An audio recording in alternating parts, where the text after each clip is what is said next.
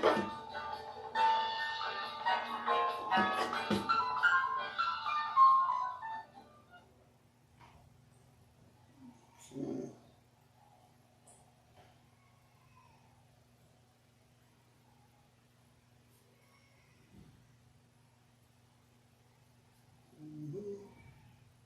a little bit more music. Start.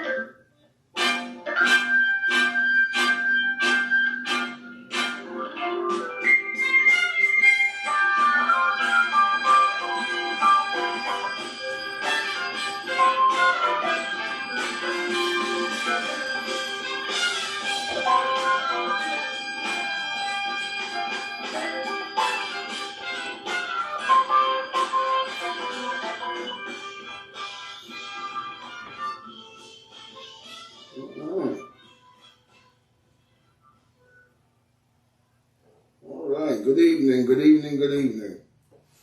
I'm your host, the intellectual Nuben Menkares. This is High and Mighty Talks. We back. And I know it's been a minute. Been busy in transition and movement to other location. I'm at my new location, my home, which is being redone, and you see the back wall. But I wanted to touch on some things. A lot of things have been going on in the news. A lot of things have been taking place, things I've been itching to comment on, and just other things that have been on my mind to comment on that. Because usually I tend to camel back off of a lot of the YouTube people and when they give their take on things, and I don't use that as my, as a foundation to go deeper into the meaning of a lot of things. Like this thing, I'm going to comment on the Kanye West thing and how he's now saying that, because everybody going crazy over this. Kanye West saying that we American Indians, so-called black people, so-called African Americans, which I hate that terminology. Y'all know I hate that terminology with a passion.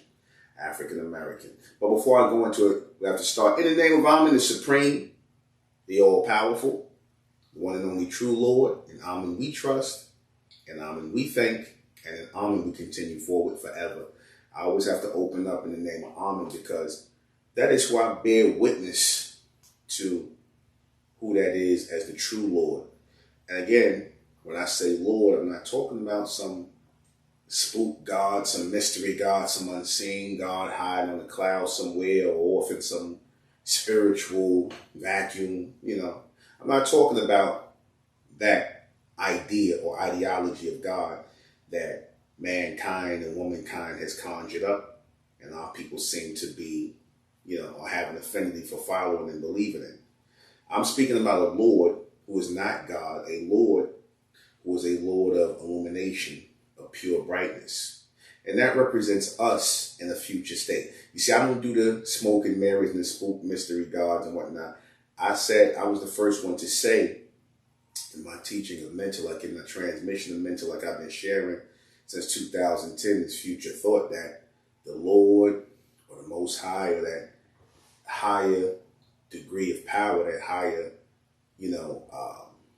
extension of power, which man and woman descend from, which animals, all life descends from, is a future or a higher or an extended version of us.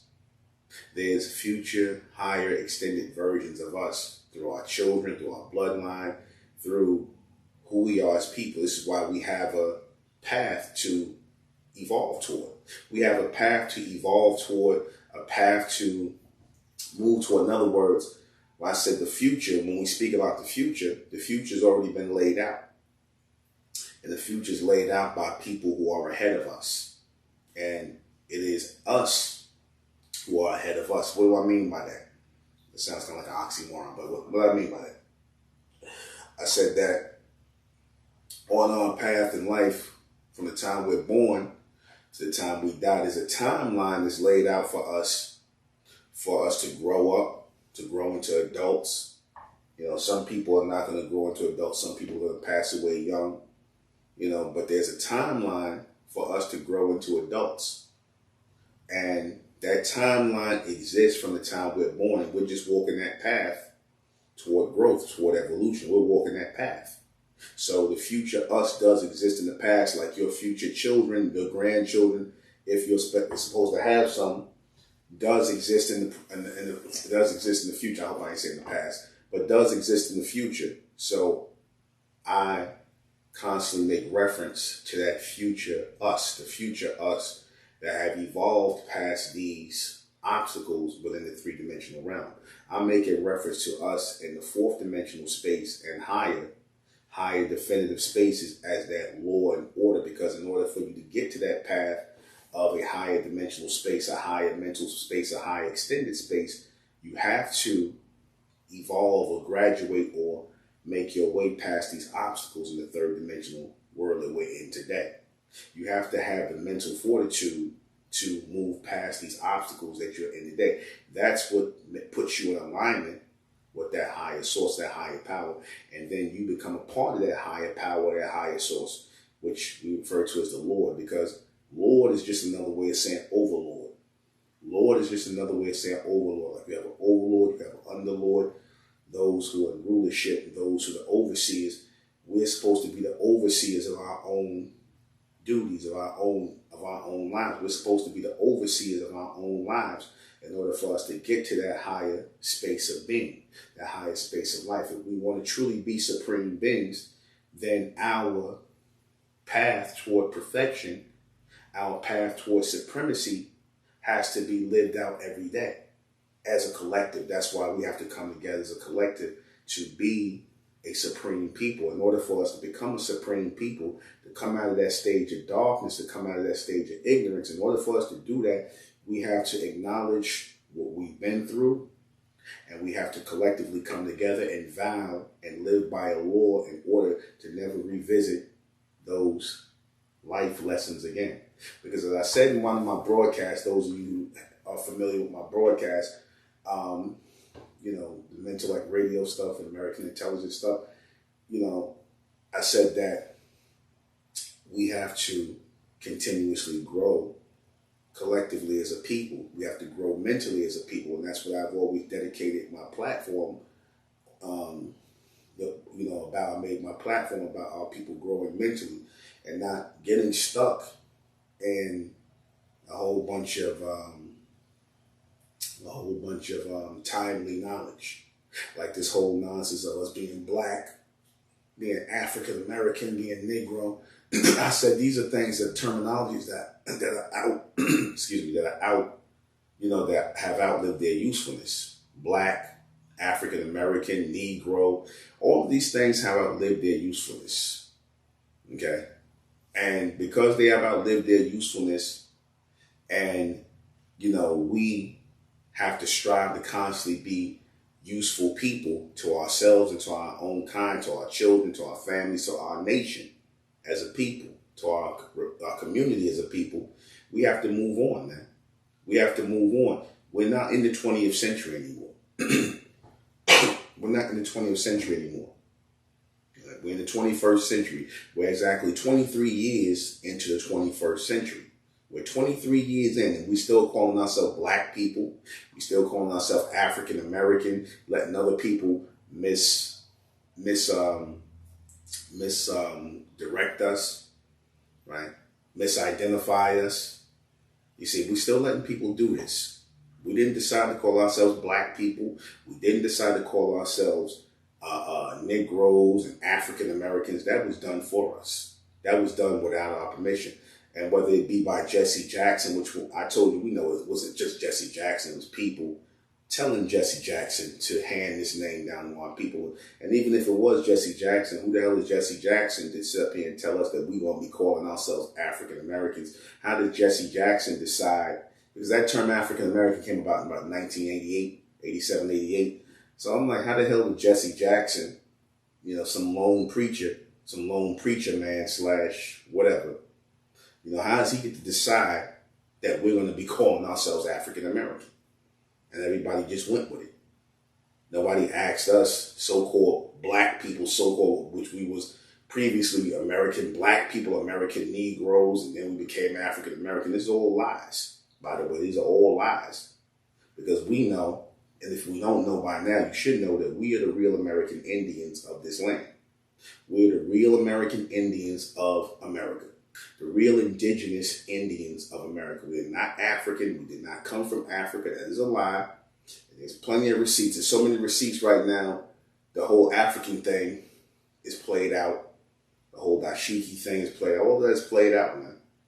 Because we have the truth on our side now. We have reality on our side of who we are. And it's a beautiful thing because, see, once the lies, aka beliefs, are dispelled, once the lies are put to rest, then the truth will come out in abundance. The truth will start to come out in abundance.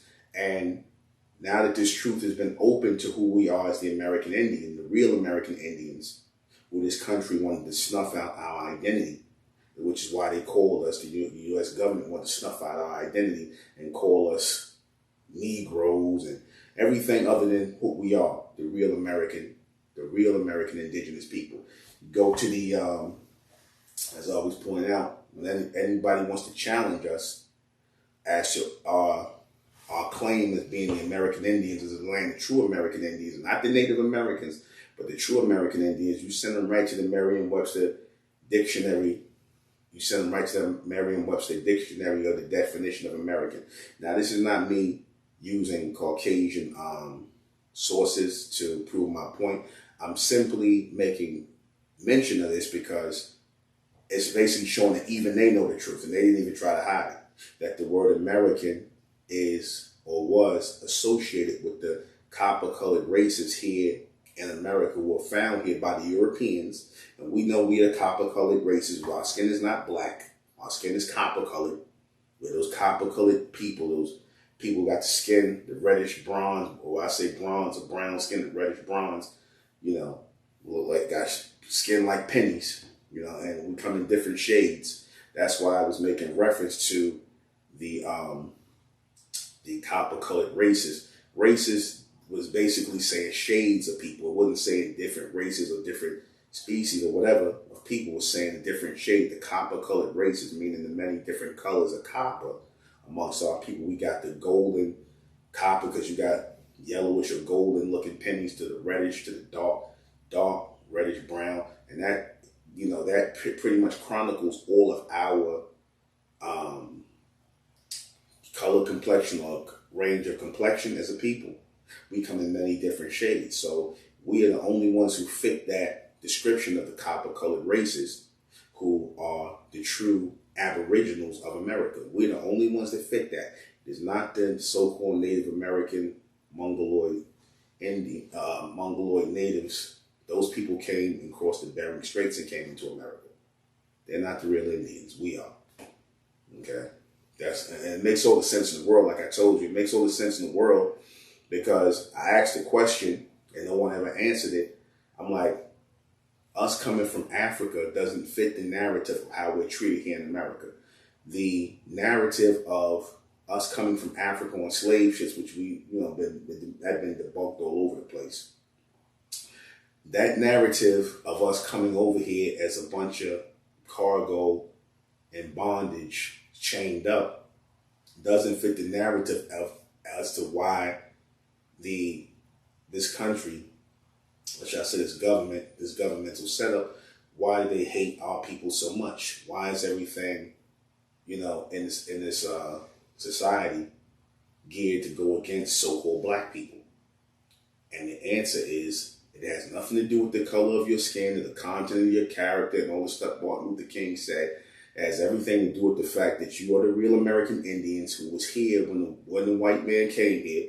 Before everybody came here, we saw everybody come to these shores, and we were living in this land. We were farming the land, building on the land, and making use of the land as we came in from South and Central America into North America. So, you know, us being the indigenous inhabitants of America and still having the audacity to be here when people want to replace us. When you got people that want to replace us as the Americans, want to replace us as the Indians, want to replace us as all of the things that we are, the people who want to copy us and vulture off of our culture, the fact that we're still here and we're still producing seeds, and now we are knowing the truth, pisses a lot of people off.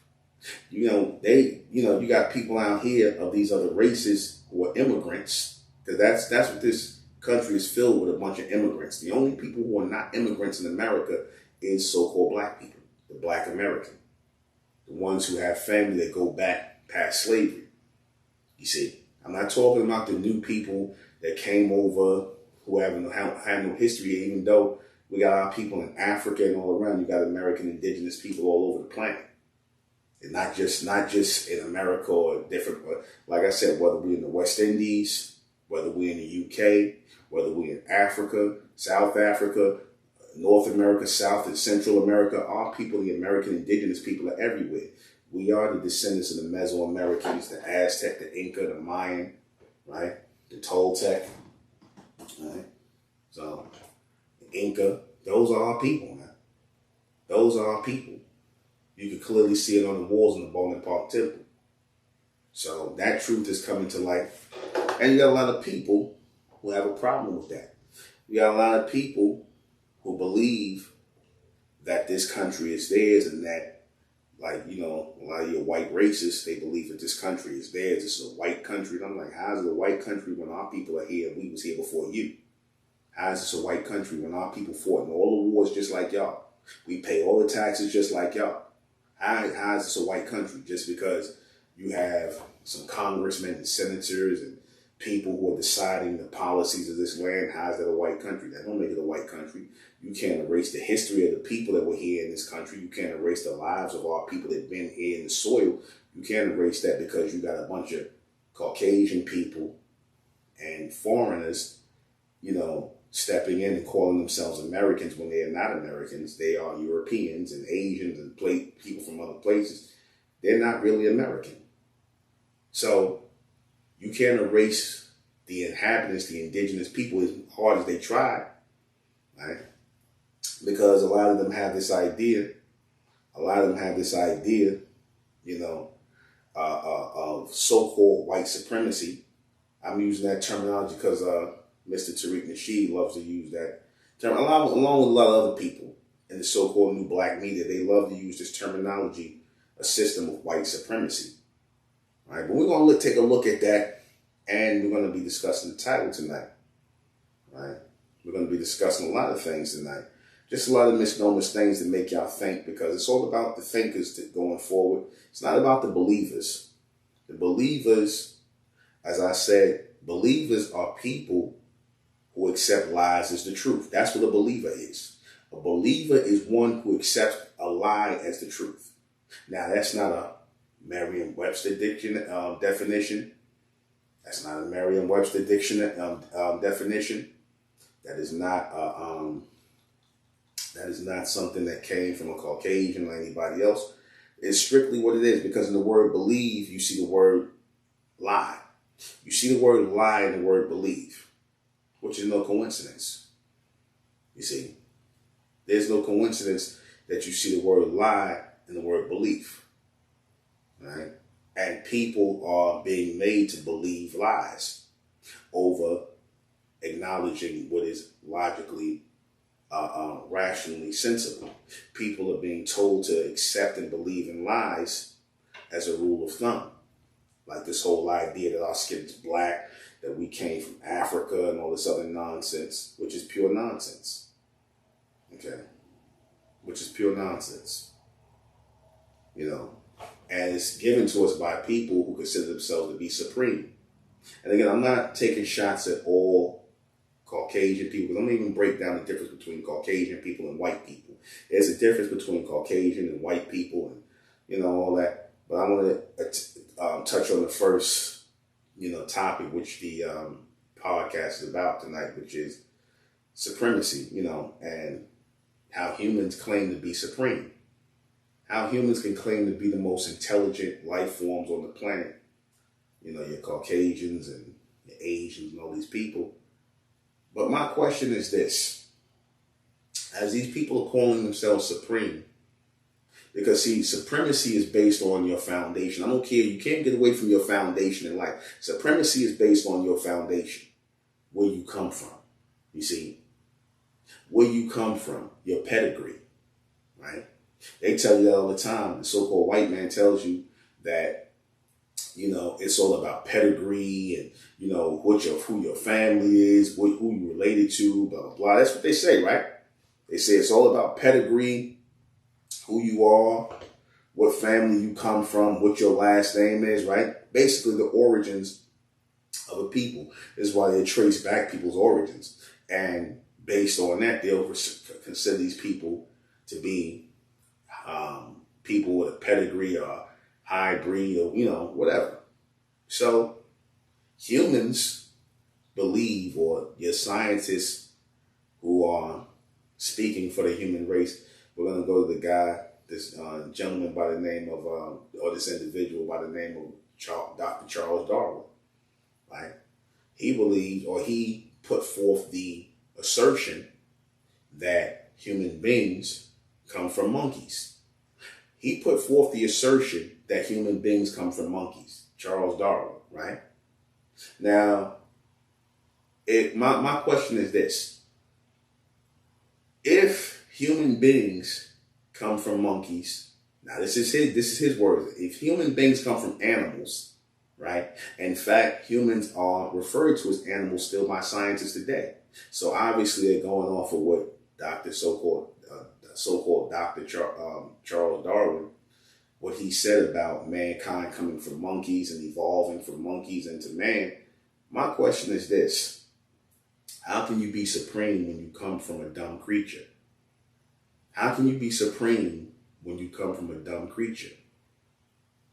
You know, how do you call yourself supreme if you say you come from a dumb creature, an animal, right, that has a low IQ, low intelligence, or whatever the case may be? How do you call yourself supreme? Does that make sense? Does that make sense that these people can call themselves supreme, knowing or believing that they come from an animal? Now, it would have made all the sense in the world because, you know, the people that, you know, believe in religion or believe in a God or a higher power, because if you ask the average so-called black person, you know, they'll tell you where they come from. They'll say, well, we come from God. We come from God. We come from a higher power. We come from a higher being in which we were created in the image and the likeness of.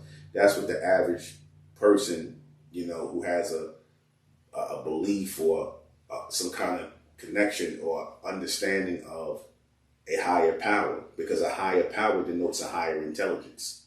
So if I say that I come from a supreme being, that we come from supreme beings who set us on the path moving toward evolution, growing into those supreme beings, that makes all the sense in the world that we are put on the path by a group of supreme beings to move forward. But they just went all out and just say, we come from monkeys. They didn't say that. Charles Darwin is talk about because, you know, he didn't say, oh, you know, he dealt with the reality of the genetic material of mankind, right? And he obviously found some, you know, through observation, through, you know, whatever scientific, you know,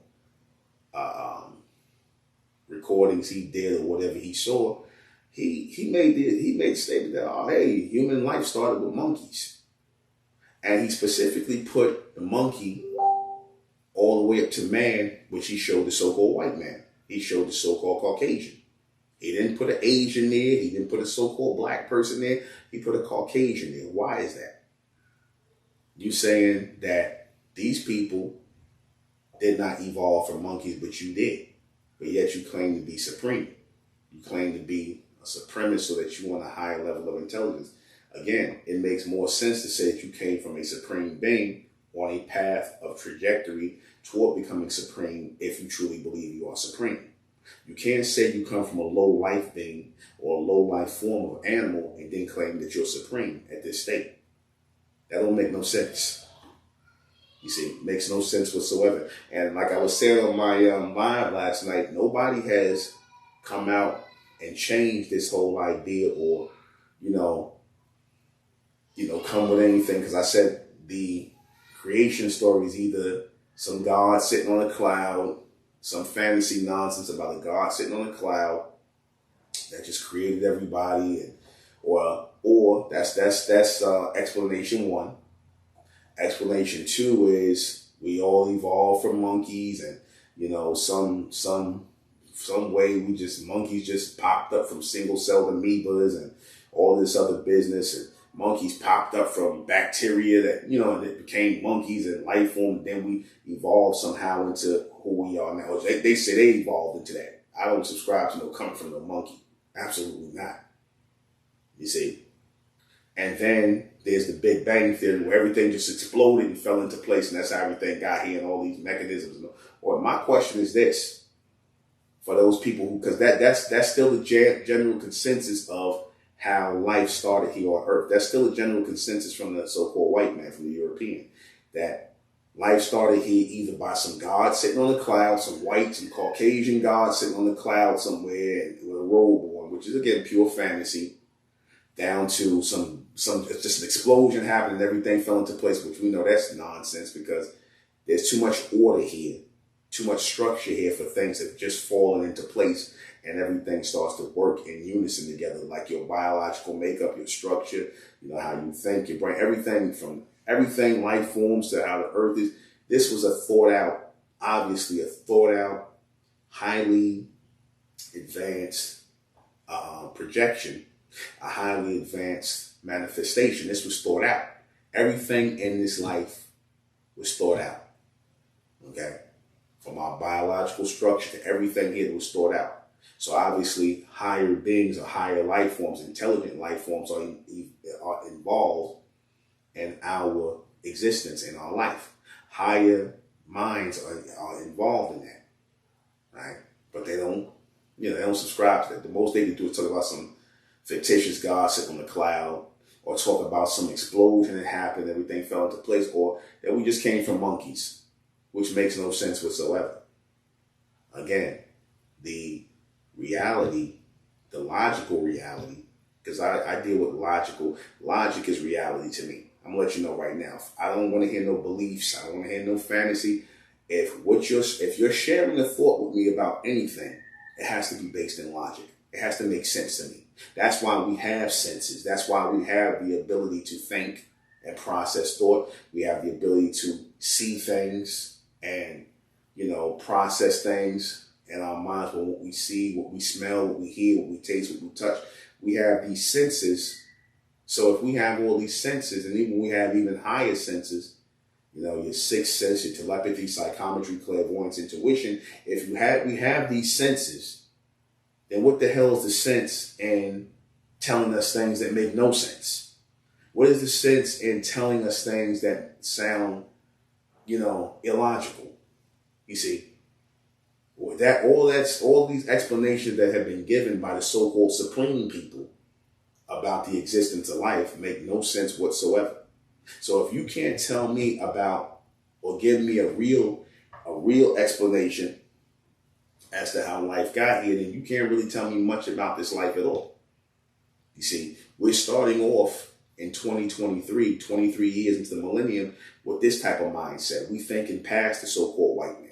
We thinking past the so-called white man. We're thinking past mankind, period. The Asians, the human. We're thinking past these people. And I'm saying we as in a bright conglomerate of people, a bright and intelligent conglomerate of people who have come together to raise the bar, to raise the mental bar on earth. It's time for our people to raise the mental bar on earth. It's been too long. We've been looking to the so-called white man to tell us how to think, letting him judge us on our level of thought. And it's got so bad we don't even respect each other's thoughts. If it's not co-signed by Caucasians, we don't respect each other's thought. We'll say all kind of stupid stuff like, where you get this from? If as I'm making these assertions about life and what makes sense logically and what doesn't make sense, you'll have somebody, there'll be a so-called black person, they'll come up here, where you getting this from, brother? What book you read this from? Where you getting this from? But if a so-called white man said, it's never questioned. It's never questioned. A white man could write a book. The so-called white man could write a book and put all what I said in the book, and y'all accept that as the truth. I say it, Nuben Menkarayzz, as an independent thinker who doesn't need the assistance of white people to do my thinking for me like a lot of you so-called black people do. I say what I say based on my own thinking, based on my own level of thought, the ability to process higher thought, because higher thought is constantly moving through this environment, through this atmosphere. And it is only for the people who are able to connect to this higher thought, transmit this higher thought, receive this higher thought, are the ones who become the trailblazers of a higher level of thinking. And I happen to be that person today. I bear witness to that because, again, nobody brought out the things I brought out through MENTELLECT. And I say this, I'm literally like because I done heard so many people copy my teachings on MENTELLECT. I done heard people take bits and pieces. Now, everybody popular YouTube person you can name, I done heard my stuff come out their mouth. Because I'm like the guilty little, the hidden little YouTuber who don't get a lot of views. One time I had a platform I still have my platform, but I had a 23,000. But at one time I had a bigger platform and they took that away. So whatever, I don't care. I'm not here for popularity or likes. You know what I'm saying? I'm not here for that. I'm here to extend the minds of my people who are coming out of blackness, who are coming out of darkness, who are coming out of ignorance. I'm here to illuminate the minds of my people, the intelligent ones of my people, the thinkers. That's what I'm here for. That's my whole purpose for being here. And so when I have these high and mighty future talks with my people about where we're supposed to be headed as a people, as an advanced and thinking people, a people who are going to have to start taking hold of their own lives, their destiny, in order for us to arrive at a higher destination in life and continue to go. We're going to have to start thinking for ourselves, man. We got to stop calling people and putting people ahead of us and calling them supreme. You see, that's the problem I have with people like Tariq Nasheed. And again, no disrespect to him. I like his content. He's a good entertainer and all this. So he says some good things. And Jason Black. But I always had a problem with these people. Same way I got a problem with the term African American. It's the same problem I have with the term white supremacy. You see, these are both misnomers. These are both, really far out, just phrases that make really no sense whatsoever. Because, like I said, number one, we didn't come from Africa. We were already here in America. That's someone's lie. That's someone's fantasy that they make up. That's someone's lie that we got to stop adhering to. We got to stand 10 toes down as the American Indians today. The hell with what people think. I know it's going to piss a lot of people off. It's going to piss off certain people who thought the American Indians were dead here in America. And they thought they were safe to assume our title as the real Americans. But we need to stand up as the Americans, the true Americans, the indigenous people here, so that we can stop letting people call us black people, so that we can stop calling ourselves black people for that. Damn, like, come on. Like, geez, we sitting up here calling ourselves black people. We 23 years in to the new millennium and we still ain't got the joke yet. We still haven't gotten the joke yet that we are being made jokes of. We sitting up here talking about, don't hate me because of my black skin and all that. Like I said, don't trust nobody who's sitting here telling our people that they black in 2023 or that we African American. And like I told you, they purposely hit our people over the head. The media and Caucasian media and all this, they purposely hit our people over the head with that term African American. They don't call themselves European American. They don't call themselves Caucasian American. They don't make no reference to them coming from some other place, even though they did. But they'll make this false claim that we came from someplace else. We got to stop that. Let it stop with us, man. You see, so the whole idea of a people who claim to be supreme, right? Yet you believe you come from an animal. That's not so supreme. That's not so supreme at all. Anyway, because again, you have to, look at what supreme is. I said that, supreme is in a class by itself. Supreme is in a class for itself. It has no opposites. It has no opposing forces. Supreme is on a high mountain alone by itself, and no one or nothing can match supremacy. Now, that's not true about Caucasians or white people, because white people believe in superior and inferior. They believe that they are a superior race to other inferior races of people. Like, they'll say that so-called black people are inferior mentally, physically, and everything else. They'll claim that we inferior as a people. But my thing is this. You need to put people down in order to raise you up. You see, if you have to put people down, if you have to say that these people are inferior as opposed to you who are superior, then that means that you're not supreme. You're not supreme, because you need inferiority to make you look better or bigger than what you are. So it's really a superior and inferior thing, which again, both are weak because both need each other to exist. Like, black needs white to exist, white needs black to exist. Anything when you're codependent on anyone that's not your own kind, that means that you are not supreme. That means that you have to depend. Like I said, I said the thing about how these Caucasians talk about slavery and how they owned our people and how they were so supreme and superior and owning black people and things like that. But here's the thing, and I brought this out. How supreme and how supreme are you if you needed these people to serve you? Because you don't, and I said this before, I say this again, you don't fight wars. Because the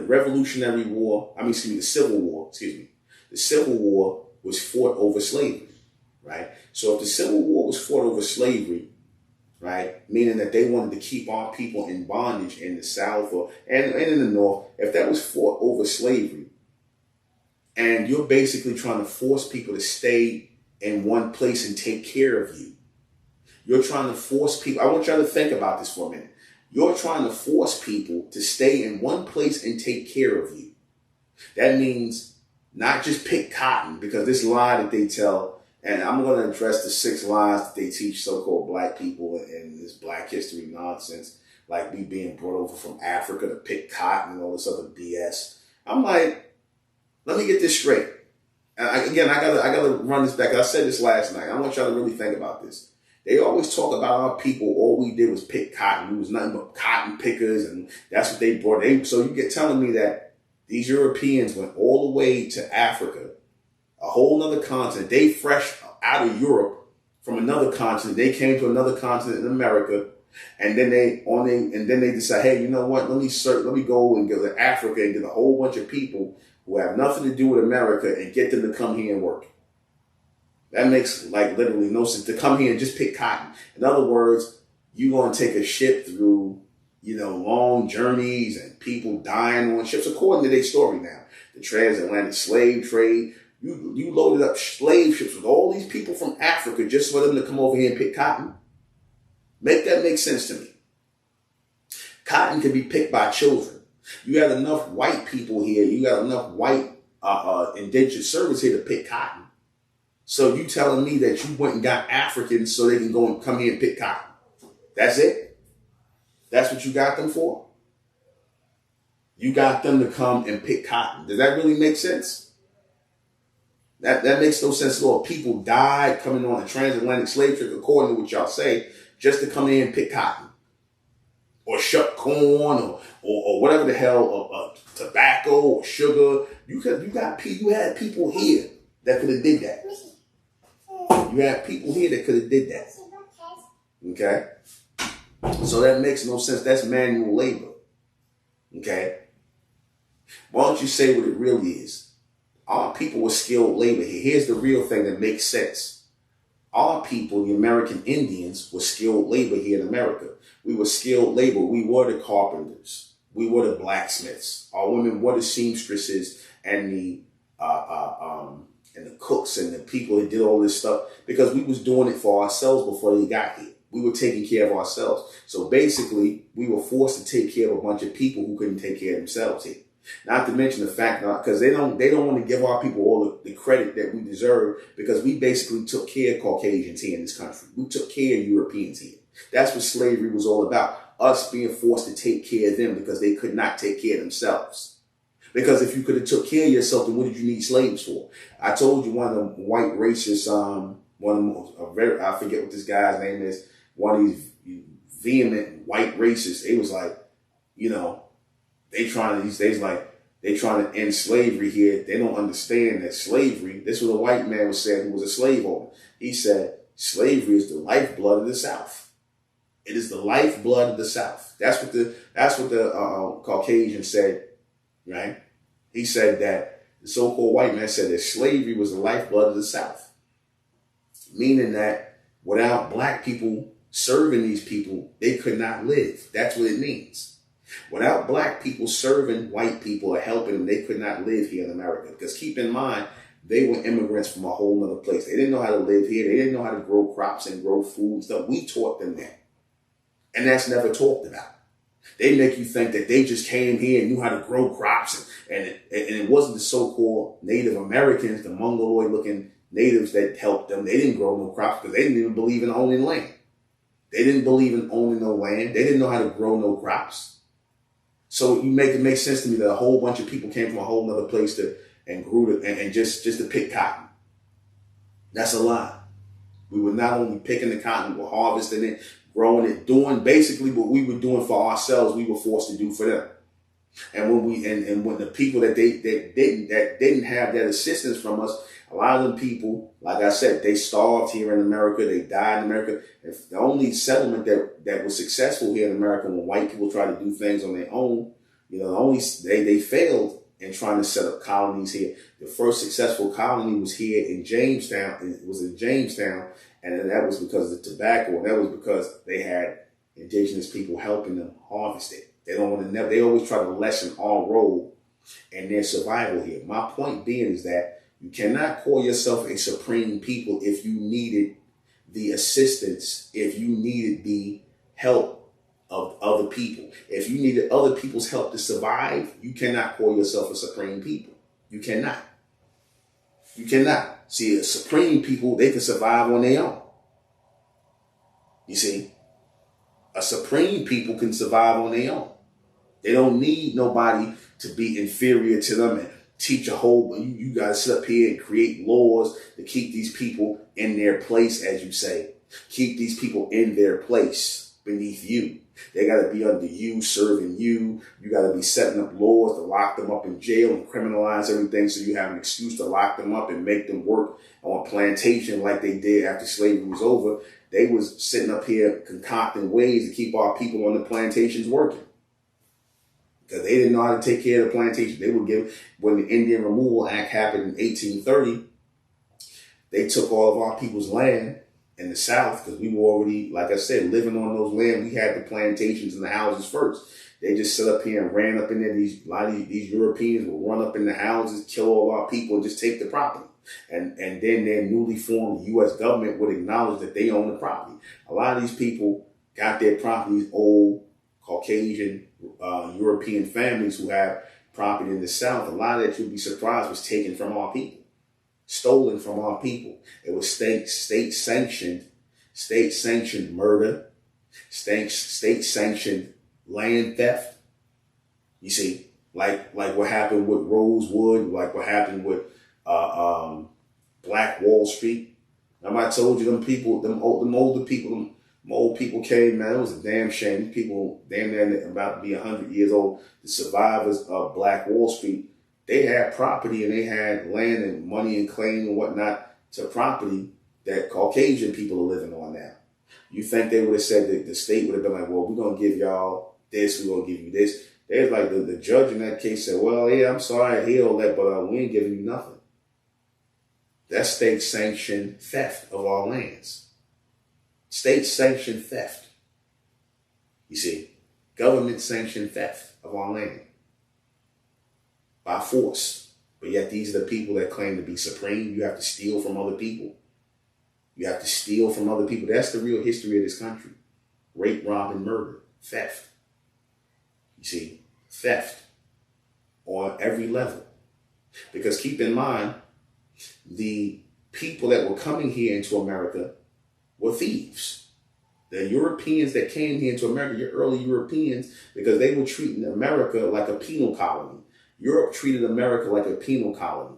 In other words, they would send all of their degenerates, their white degenerates or their Caucasian degenerates. They would send all of their degenerates, put them on boats and send them into America because their jails were full in Europe and in England. They would send these people into America so that they wouldn't be in the country anymore because nobody at the time, not too many people wanted to come into America like that. This was considered a penal colony. They would send all of their degenerate people here. So these are the same people who ended up making lives here in America, who ended up having children here, right? And these are the people who eventually became politicians and congressmen and senators. This is the origin of these people. Again, back to origin. This is the origin of these people. These people, the origin of these people, these early European settlers were criminals.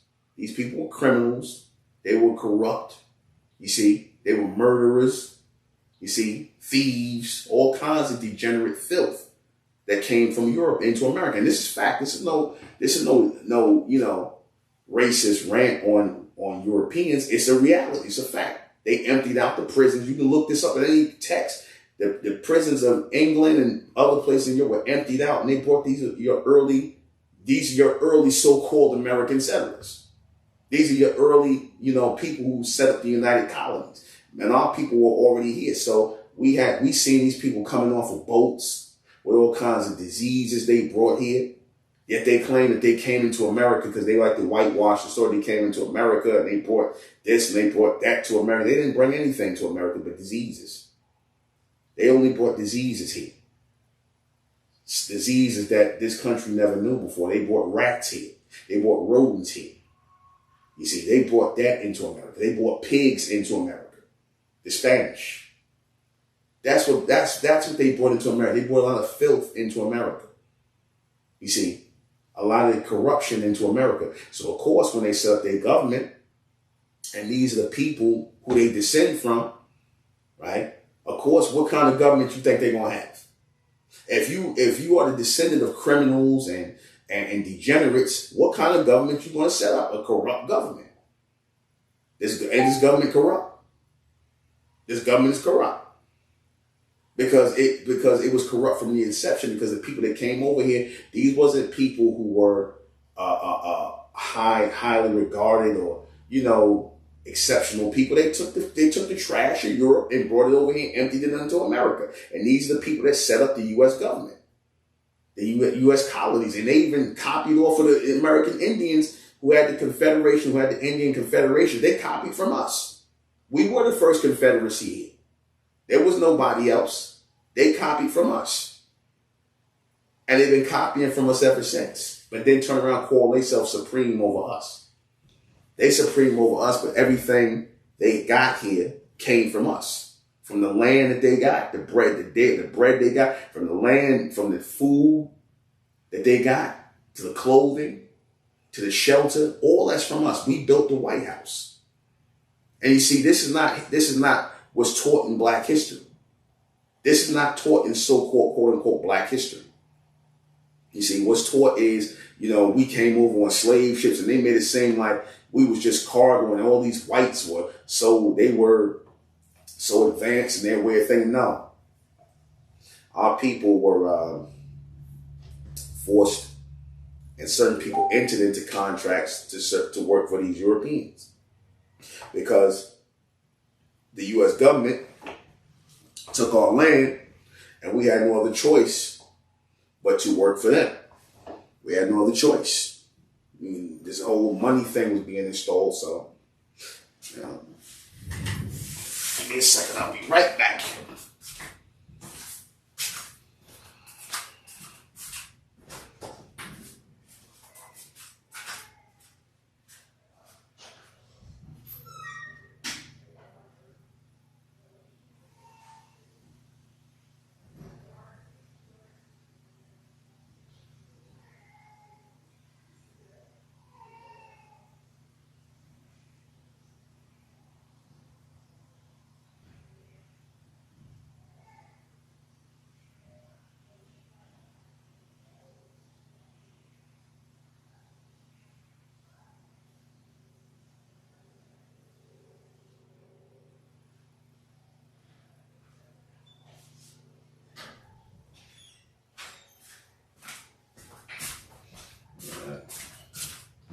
All right, and we are back. All right.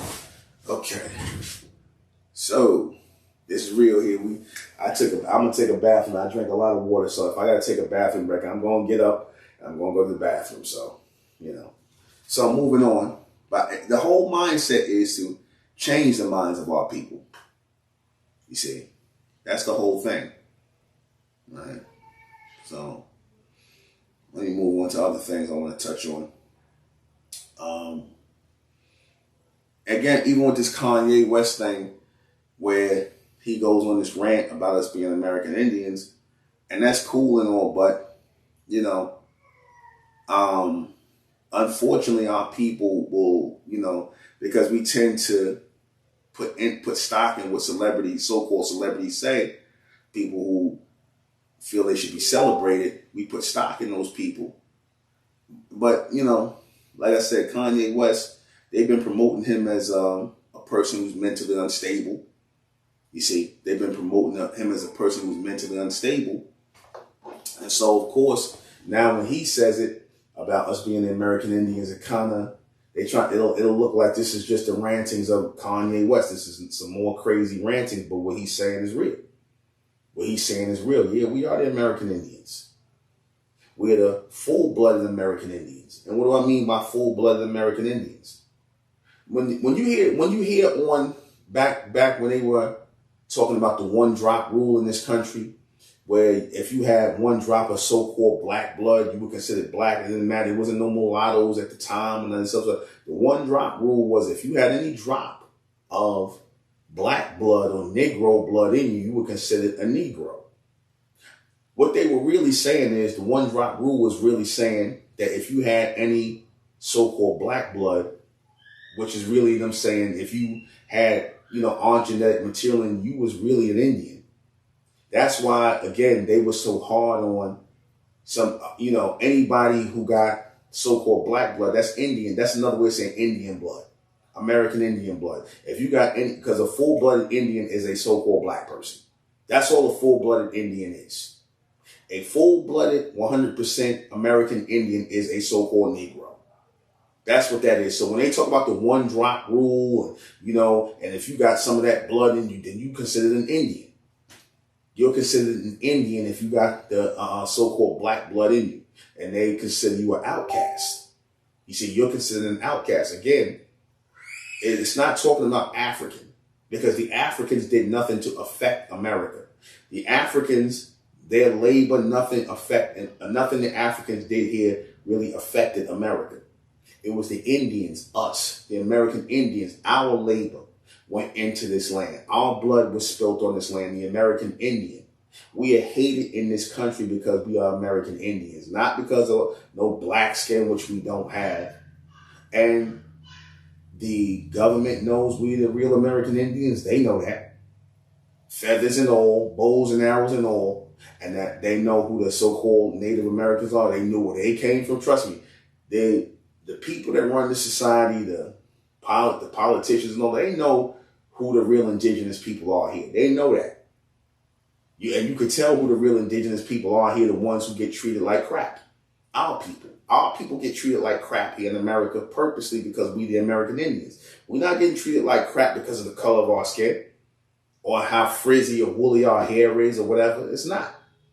We get treated like this because we're the indigenous people here. And wherever you got the dynamic of indigenous people versus immigrants, the immigrants are always going to have a problem with the indigenous people. Like when the Europeans came here and found our people, when they came here, they kept trying to invade on our areas, our country. When they talk about Indian country, when you hear them old pictures, yeah, this is Indian country. They mean that's where the black people live at, the Negroes, or the Niji, as they say. That's where our people live at.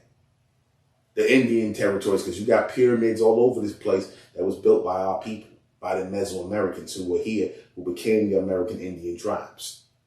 You see, this is not being taught in Black history. Black history is basically some nonsense they make up to teach our people.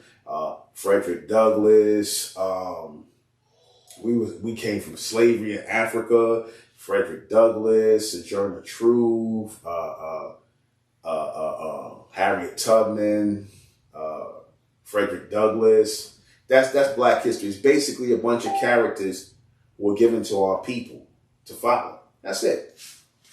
That's all. To make up this false history. You see, to make up a false history. Or even to get us looking in different places, like I said the other night with these Pan-Africanists, to get us looking in different areas other than where we are. Because again, we've been lied to on a lot of levels, and we sit up here and we call certain people master teachers. We sit up here and give, credibility to people and call them master teachers, right? And these people have been misleading us. I pointed out people like your Dr. Joseph Penyakins and Dr. Heinrich Clark and Heinrich, and what's the other guy? John Henry Clark and all these other people, and Dr. All these people, these people who we call master teachers, who talked about African civilization and kept on pushing African civilization on our people. Like I said, Dr. Joseph Benyakin, who's no longer here with us, Dr. Ben, right? Chancellor Williams, John Henry Clark. What's the other guy I went to go see in the I feel forgetting this guy's name. It'll come to me. These guys always got like 3 names, you know what I'm saying? Notice that John Henry Clark, you know, they guys, you know, a lot of these guys, they throw their middle name in there. But Chancellor Williams, I said it's more of these people. Dr. James Smalls, all these pro-black Pan-African people who get their doctorates and degrees for lying to our people. They get their doctorates and degrees from lying to our people. Okay? Do I got a question? Let me see. What about, somebody said, what about the gold that was stolen from us? Yeah, well, again, let me, somebody asked about the gold that was stolen from our people. Realistically, you know, when we talk about gold and things like that, and the trading of gold back and forth, again, gold was just used as a form of trade. You know, it was a form of currency. It was the first form of currency used to, you know, to get, you know, because people couldn't go around and trade food and crops and things like that. So a easier way of currency or trade had to be created, because, you know, if you needed food and you wanted to trade somebody's services for, like, say you might need some work, people trade. So you can't basically, you know, it's not feasible to go and carry food or carry this, that, and the third for things you're trading for. So a currency had to be made up. A form of currency had to be made up as a transaction to be traded. We started that first, of course. When you talk about people like Mansa Musa and them who had all this gold, and we started the gold standard here in this, on the planet. Our people started the gold standard, where gold was used as currency to purchase material. We started that. So that spread to the Europeans, and they picked up where we left off. That's where the gold coins would come from, and, you know, and trading in gold and whatnot. But gold is a material, a metal that, you know, if you don't know the use of it, you don't really have no use for it. It's no real use for it. It was just used as currency. Again, gold really has no value. I'm gonna just say it like that, because a lot of y'all are on this gold thing. Gold has no value unless you're gonna use it for some sort of, you know, wiring or something like that, something technical. Gold has no value. Silver has no value until you create a value for it. You create a need for it, a precious metal for it. It has no value. Let somebody tell me what value does gold have? You tell me. What value does gold have? Right? What value does gold have? I'm looking in the comment section. Gold don't have no value. Hell, a lot of people was walking around wearing it. We made jewelry out of gold. Gold didn't mean nothing else. We was wearing this jewelry. You see, it looked nice, but it really has no value. It was just a currency. You could have, like how the so-called white man today uses paper or credits. It's just a way of creating, you know, a currency for the use of trade. That's all. But we need to stop with our gold. We need our gold. Y'all getting that from the so-called white man and whatnot, because he went crazy valuing gold. We didn't really value gold like that. It was just a tool that was used. You see, it's shiny. I mean, can anybody tell me? I'm looking at, you know, what good is gold? It's useless. It's just shiny. It's nice. It's like make nice jewelry, but so what? It's no different than copper. It's no different than platinum. Now, you know how people's going. I'm gonna show you and prove that to you. Remember how crazy people was going over platinum? You see how crazy people was going over platinum? They said platinum is better than gold. Remember that platinum? You don't hear, and all these rappers was getting platinum chains and the platinum this and that. You don't hear shit about platinum no more. You don't hear a damn thing about platinum no more. Now, do you? Anybody heard anything about platinum lately? It's useless. Anybody hear anything about platinum? Remember platinum used to be the thing? You ain't heard a damn thing about platinum no more. And if platinum was so valuable, how come they didn't set up platinum as the standard of currency? Again, these are just tools that people use to regulate the trade of material. That's all. Whether it be paper, notes, dollars, You know, it's useless. It's only worth something when the people agree to utilize it as a currency. You see, that's when it's worth something. Because it wouldn't take nothing. Let's say if people say, hey, listen, we don't care about these dollars no more. We're gonna just use our own type of money. The government will come down on you because they are supposed to control. They want to be the ones to control the currency, even though they don't control it. It's controlled by the private banks, but they're the ones that want to regulate the flow of currency and thus the rate of exchange and thus the how certain people, they'll take money out of circulation, just like they took gold out of circulation because, people were stockpiling it and, you couldn't really monitor how they were utilizing the currency.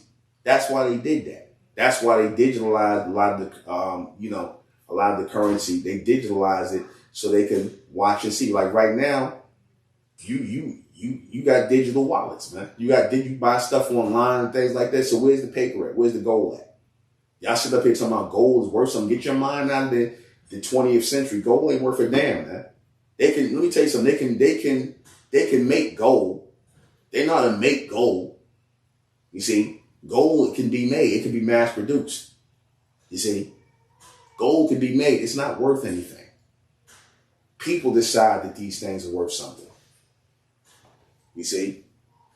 Again, I'm waiting to see what use does gold have. It has no use. It really doesn't. The white man, he made a use of it and whatnot, and they don't even use it no more. All right? I'm looking at these questions. I'm trying to see these questions. Can gold be used as a receiver to pick up transmission? Yeah, it can be used. It can be used in wiring and things like that, and receivers. Yeah, it can, but realistically, nobody get no gold for that. Realistically, you would have to know how to fashion it and do certain things to make it a good receiver. But other than that, who's doing that? The people don't know gold to be. People don't know the value of gold to be utilized for that. They look at it like, oh, it's worth something. Like what? Other than that. Most people ain't gonna be using no damn. They'll use copper wires when they don't use no gold wires. But it's useless. Again, we gotta get our mind out of that old way of thinking. That's that old way of thinking that you got from the 20th century. Again, gold these elements don't mean nothing no more, man. If you can't, utilize them to grow food, if you can't utilize them to grow crops, which is really kind of what the elements are supposed to be used for. It's supposed to, give, it's supposed to be given, making the ground, a lot of things fertile. A lot of the elements make the ground fertile and whatnot to produce. If these things are not being used to grow food or harvest, crops that's needed, then they're useless. Because all you really need is something to eat, some place to live, and the damn clothes to put on your back. Gold can't do none of that for you. If you had a gold bar now, see if you could get. What are you going to do if you had a gold bar now? What could you really do with it?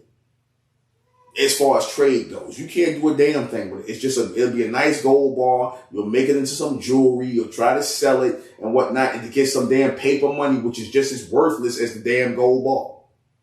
You see, it only means something when a group of people or a government decides it means something. Like the government tomorrow can say, oh, the dollar don't mean nothing no more. Then all that money you guys was flashing and putting up to your ear and all that nonsense, now it don't mean a damn thing no more. Because the so-called white man said it don't mean nothing no more. He can say the gold don't mean nothing no more, which he pretty much did. You see. Because they went off the gold standard back in like the 60s, 69, so they went off the gold standard. They said you just been using filthy lucre side of dirty paper. That's all you've been using. And they control, and see, that's how they were able to control. The Federal Reserve was able to control the flow of money by taking gold off by getting rid of gold as a standard. And they just created this influx of paper currency. And by doing that, they inflated the economy with that. Paper currency. It's just people at the rate of exchange using this paper currency. That's all. But it's really of no value. You gotta get your mind off of that. All right. Let me see.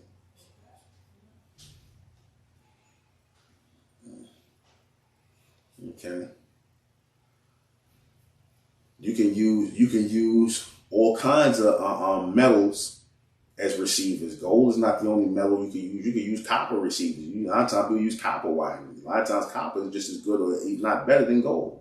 Nobody really uses that. They say your astronauts use it when they put it on their, it's supposed to be good, as far as dealing with, fire and things like this, as far as from the sun and the heat from the sun. They say it's a good protector. They put it on the so-called spaceships or other, the rocket ships when they go up into space, whatever the hell that means.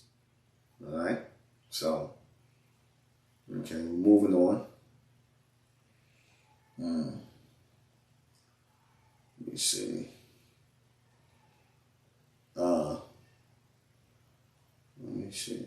How did Indians become Asians? Right? Because this is the reason why a lot of our people have a hard time swallowing the pill that we are American Indians. Because for the longest time, they've been showing you Asians, right? Asians or Caucasians. Because Asians, Caucasians, all the same thing. White people are nothing but Asians from the Caucasus Mountains. That's all they are. Thus the term Caucasians. They're nothing but Asians from the Caucasus Mountains. They descend from the Asians. The Caucasians and the Asians are brothers. They're brothers. They descend from the same, from the same creation. The so-called Aryans or your East Indians, your dark-skinned white people with straight hair. It's all the same people, man. You see? But, the so-called white man, he pushes the Asians today as Indians. Even over there in so-called India, which was Hindustan, they push them which those people are Asians. They're pushing the Asians as the Indians. Because as I said before, they don't want the term Indian to apply to us, the so-called American Negroes. They don't want the term American Indian to apply to our people. Why? Because the American Indians have a long, long, long history in America. A long history in America. Much, much longer than white people. Much longer than the native Mongoloids who came here. We have a continuous history here in America. They got you looking in Africa for your heritage because the whole thing was to pull your roots up from America and replant them someplace else. Repatriate you to someplace else. That's why you have all this roots nonsense with Alex Haley, this liar, set up here, this plagiarist set up here and stole the story from this guy named Harold Corland, did a story about the African. That's why Alex Haley did that, because he was part of a plan to uproot the American Indians, our people, from out of America. The so-called white man, the so-called, Caucasian, government or, those powers that be, they wanted to uproot the American Indian, meaning us, our culture, our history. They wanted to uproot that out of America. They wanted that going so that they could replace it with themselves. So they could replace it with George Washington, replace it with the Declaration, and make you think that, there was no history before the Europeans came in and set up the U.S. colonies, which became later the United States. They want you to think that that didn't exist, that there was nothing that existed before then. Let me see this question. I got another question. Isn't Indian a genetic term? Well, the term Indian, and I said this before, it comes from the word indigo, right, which is the color blue. People making how you say, people recognizing something about our people. Yeah, the so-called white man referred to our people as Indian, right? And again, Indian, and I said this before and I still stand on it, it's just another way of saying indigenous, or the people who are of the land. And that color, that word can be associated with the color blue, right? Now, blue, we know blue is a color of law. that came from our people. This is why, and that was taken by the Europeans. That's why the police officers in this society wear blue, because blue is the color of law. Blue is the color of law. That's why you see the Israelites wear blue in their flag and in their dress. They tend to have blue on. Blue is a color of law, right? Law and order. Because the Israelites, because a lot of the American Indians or the indigenous people, they follow Israelite customs. They follow Israelite customs. And this is why they practice what you call polygamy, where the man had more than one wife. They practice circumcision. The American Indians practice circumcision on their male children.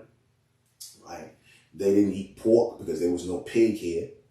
So, and they didn't believe in, for lack of a better word, they didn't lay with the woman when she was on her cycle. They didn't fool with her, touch the woman when she was on her cycle. See, these are all indigenous, Israelite customs that our people have as the American Indians. And again, the word Indian, is connected to the word indigo, which means blue. Again, because our people were a people of laws and statutes and orders that we follow. That's why this country, the United States government, copied off of our people, because they were trying to mimic the American Indian people, because we had laws that we followed. You see, we had a confederacy, in different states. We had different confederacies in different states, and we had laws in different states that Indian tribes followed. And the government tried to set theirs up the same way, because really, this government doesn't follow laws, it follows policies, aka politics. They follow policies, not laws. You see, because laws are something that's not supposed to be changed or altered for anyone. Policies can be.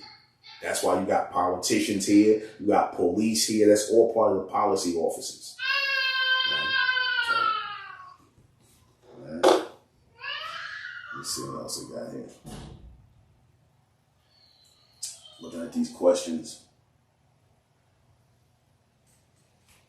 Is there a connection with us and the Mongolian? Well, some of our people mixed their seed. Some of our people did mix their seed with the Mongolians. Some of our people did mix it with them when they came here. But a pure blood Indian is a so-called black person. An indigenous Mesoamerican is that's a pure blooded Indian. The Olmecs, the Aztec, the Inca, those are pure blooded Indians.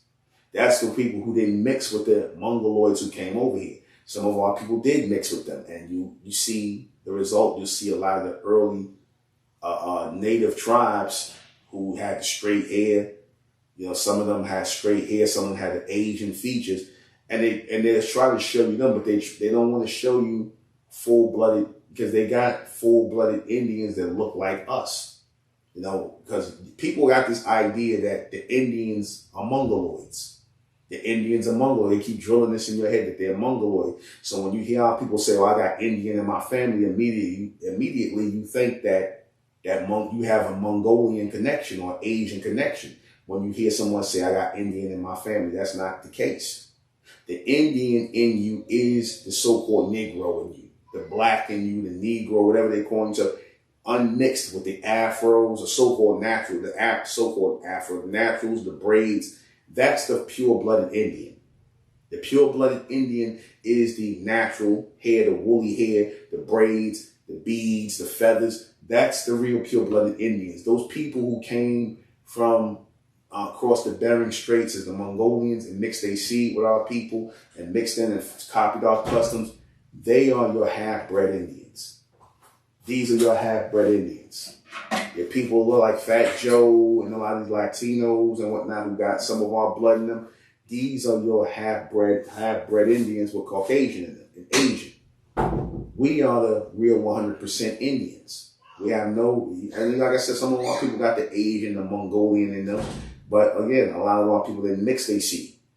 You see, a lot of our people didn't mix with them. So get this out of your head that our people were something. When you say we got Indian in our family, y'all keep on making it seem like the Mongolians are the Indians the Asians or the Indians, and you got some of their blood that make you Indian. No, you were already Indian before they got here into America, before they came over from Asia, before they came over from crossing the Bering Straits, running from Genghis Khan or whoever that thing was, Genghis Khan they were running from.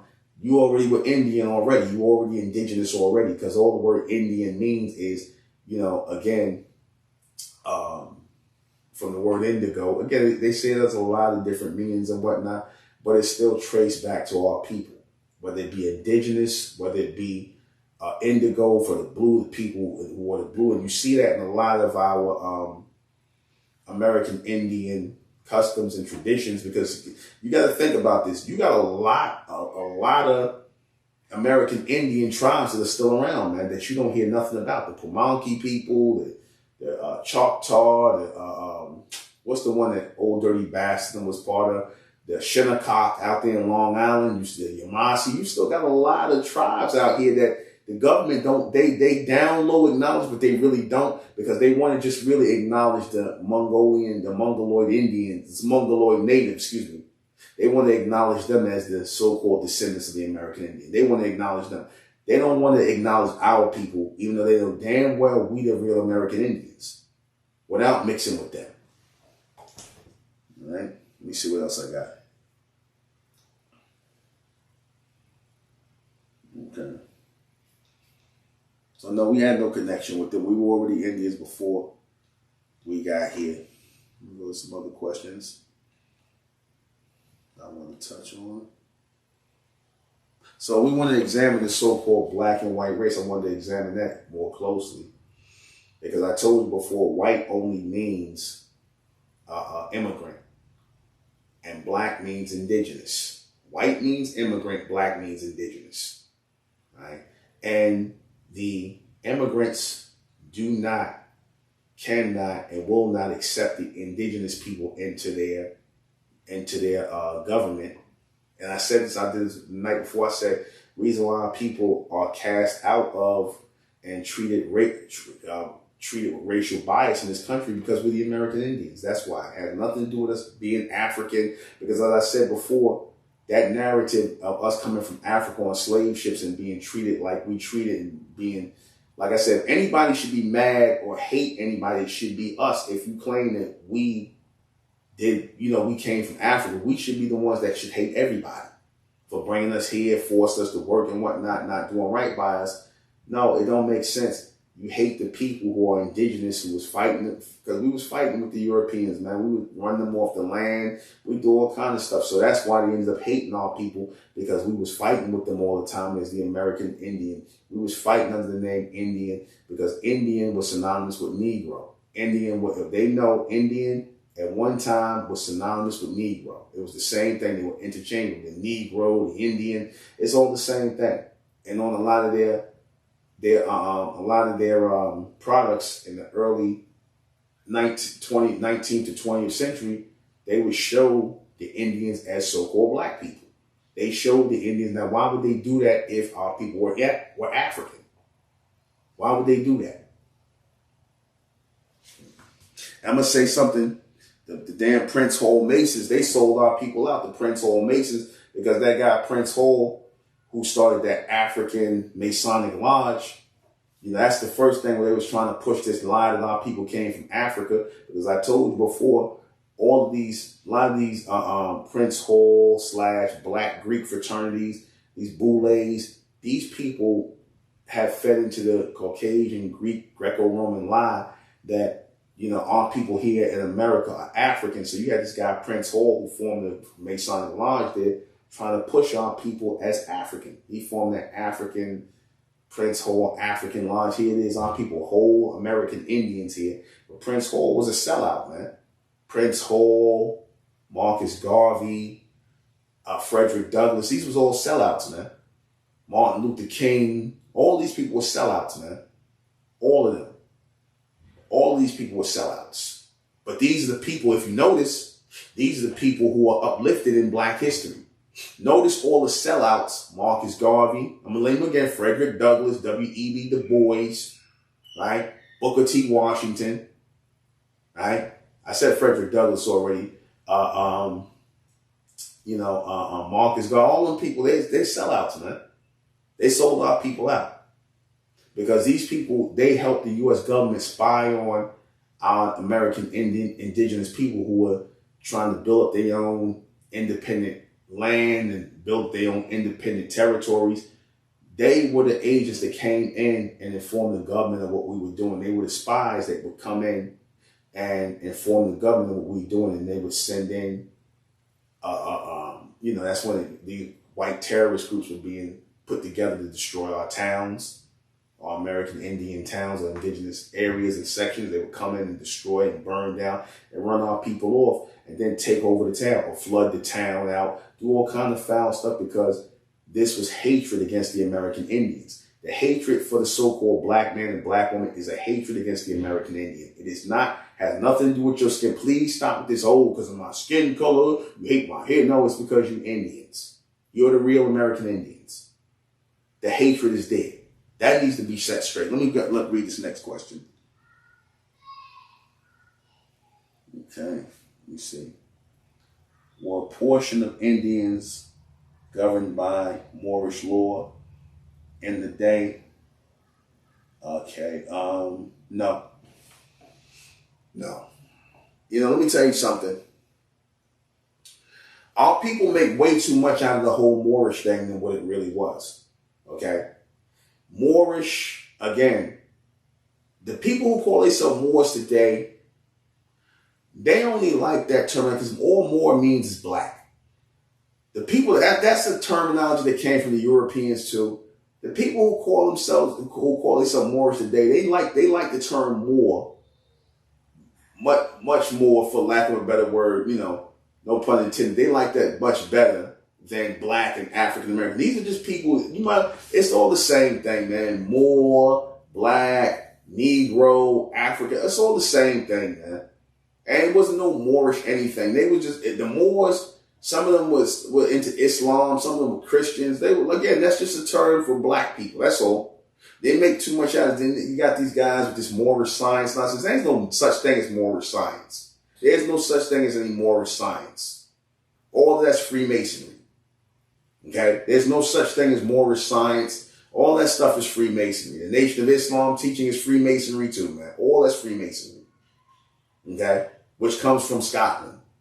Even though, like I said, our people had the principles of Masonry already. Masonry, all that is dealing with is building civilizations and society. So if anything, our people were empowered by Masonic teachers, not from the Europeans, but, as being builders of societies and civilizations, whether what they referred to it before then, I have no idea what they referred to it as, but our people were builders already by nature. We built civilizations and societies and whatnot as a collective people. And no, it wasn't governed by no Moorish anything, because there was no Moorish wars or Moorish anything. That's just a word that means black. People need to stop making more of that Moorish thing than what it is. There is no such thing as Moorish science. There's just people making up stuff, man. There's no Moorish science. All that stuff is Islam.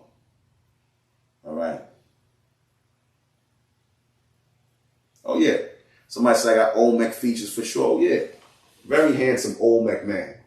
Yeah, I got the round face and whatnot. Very handsome, round Olmec. Again, I got the Olmec features and whatnot. I accept that. I like my Olmec features. It's very strong, manly, handsome features. Yes, sir. Yes, ma'am. So are you reading the questions? I'm reading them. You already answered the I questions? answered, yeah. I'm answering. My lovely wife came in with my children. With my children. All right. Daddy working. All right, my daughters. All right. They can't see one. Okay. Bye-bye. Bye-bye. Bye-bye. Daddy working. Uh-huh. Let's go. Okay. Okay, Daddy working. You gotta go. Daddy answering questions. All right. So, again, the whole point. Okay, I'm answering all of these. Okay. I'm still looking to see if there's any questions. I'm gonna make sure I get all the questions. Okay. And I even said that about, you see, the crime of the creator of Kwanzaa. Yeah, they talking about this Kwanzaa guy. Yeah. So you saw the lot. So you're watching the question. Yeah. I don't see you on YouTube. So how are you watching it? Yeah, I'm seeing. I'm looking. Okay. Let Daddy finish. So you saw the latest question? Yes, sir. I seen it. Jeanette sent them to me too. Oh, Yeah. So, that was it. because I'm talking. Okay. Goodbye. Bye-bye. Bye-bye. Bye-bye. Bye-bye. Go take that. Go take that. Got it. Take that. Bye-bye. The Uh-huh. All right. I got it. Bye-bye. Bye-bye. Bye-bye. Bye-bye. Say goodbye. Close Daddy's office door. Close my door. My office. Thank you. Pleasant interruption. Huh? a question was just posed there. What was the question?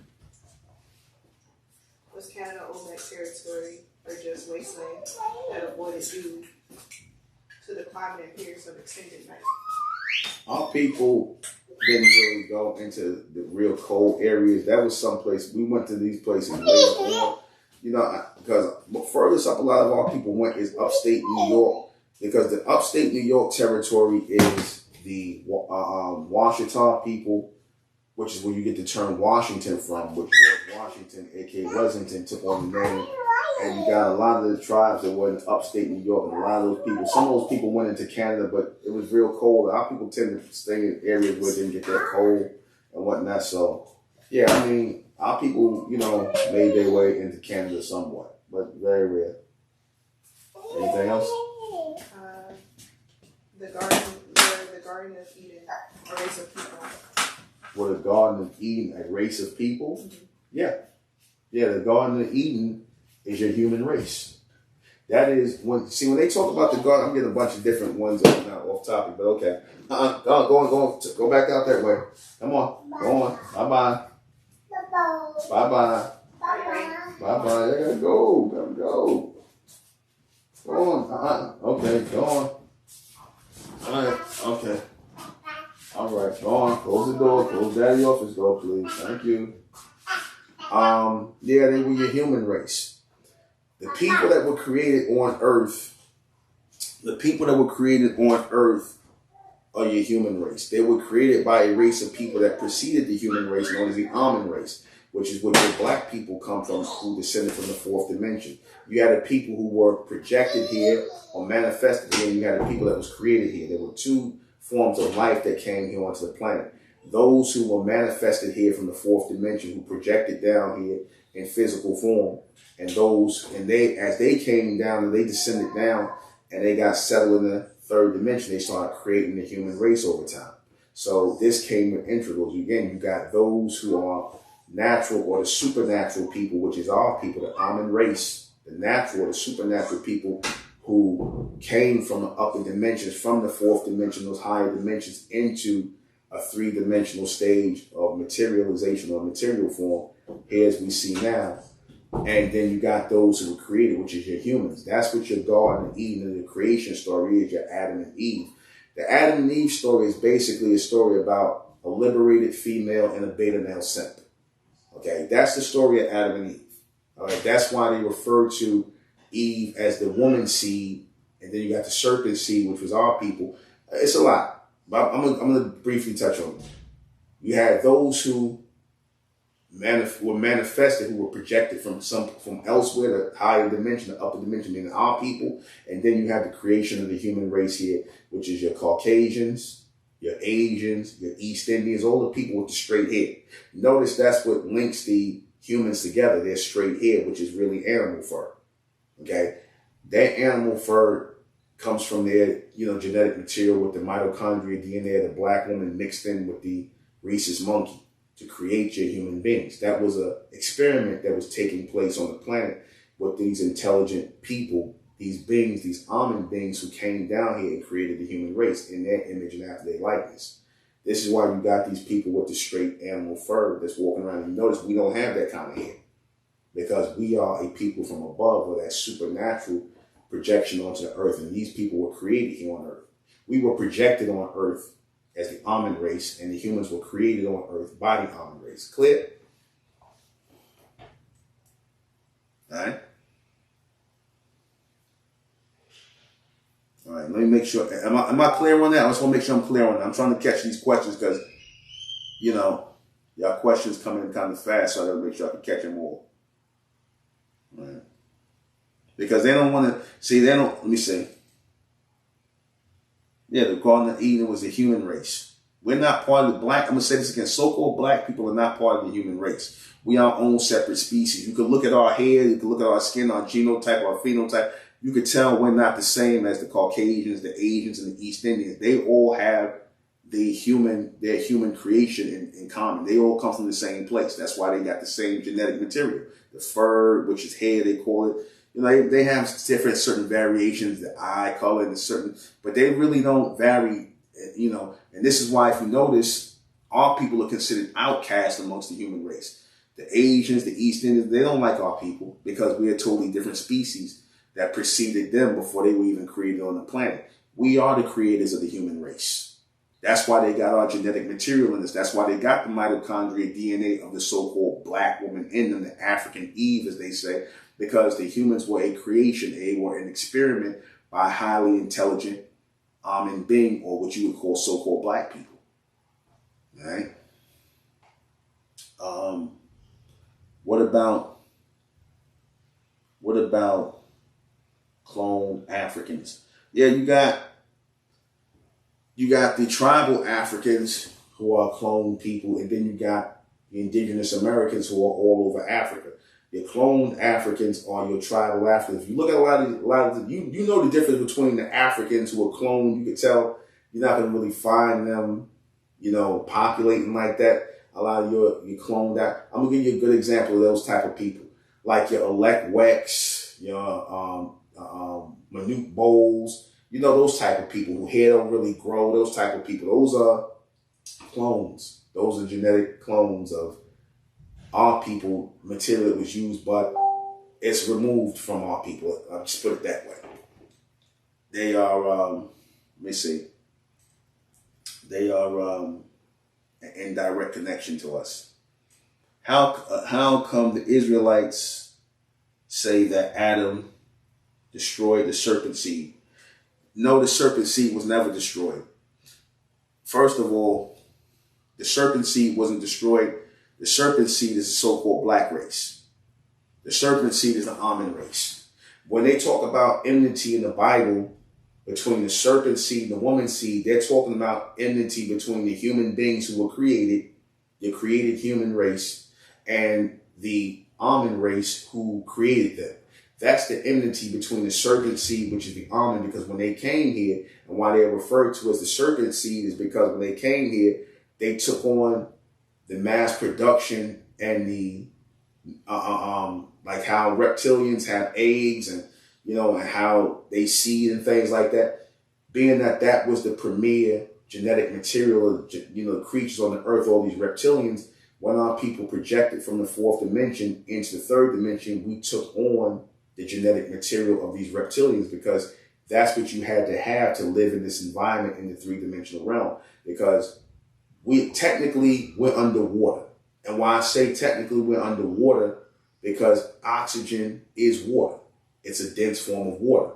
H2O, hydrogen and oxygen, is water. So when you're breathing in air, you're really breathing in water. This is the three-dimensional realm is a water-based environment. That's why it's a lot of water on the planet, because it adds to the oxygen levels of this planet, right? And you had to have lungs and certain things of a reptile to live here. And we picked up the reptilian genetic in us. That's why you have the embryonic sac that the baby goes into. This is why they'll tell you that the core of our brains is reptilian. That's why we have this craving for meat like we do, because that's reptilian in us. He said that's the reptilian. We have that craving for meat. We have a lot of things. In fact, I forget that section of the brain where the science is referred to as a reptilian brain. That comes from our people. So the serpent seed is another way of just saying the reptilian seed that comes from our people. And if you notice, when our people get ashy like that, you can see what they call eczema and things like. You see that. It look like scales on our legs. I got imprints on my leg that look like snake skin. I got my skin on my legs. My daughters forget about it. Two of my daughters got eczema.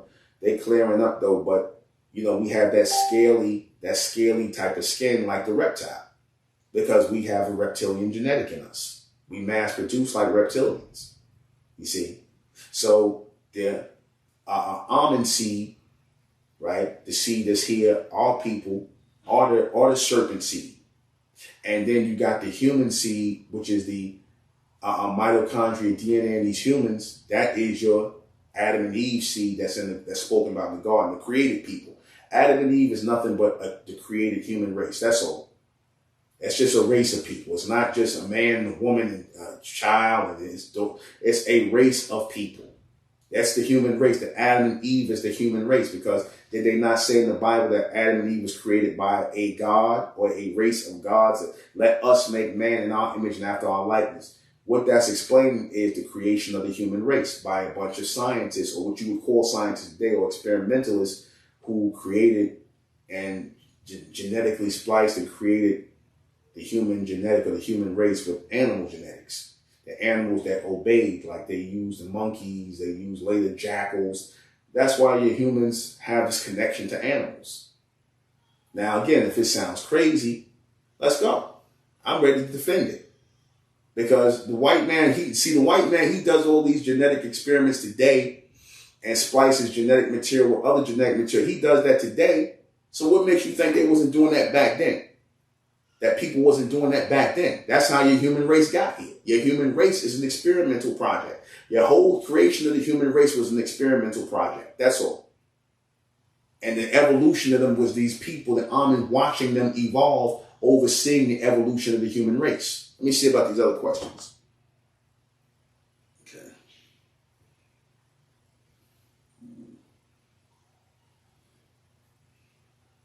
Okay. That. How come the Israelites? Okay, I answered that.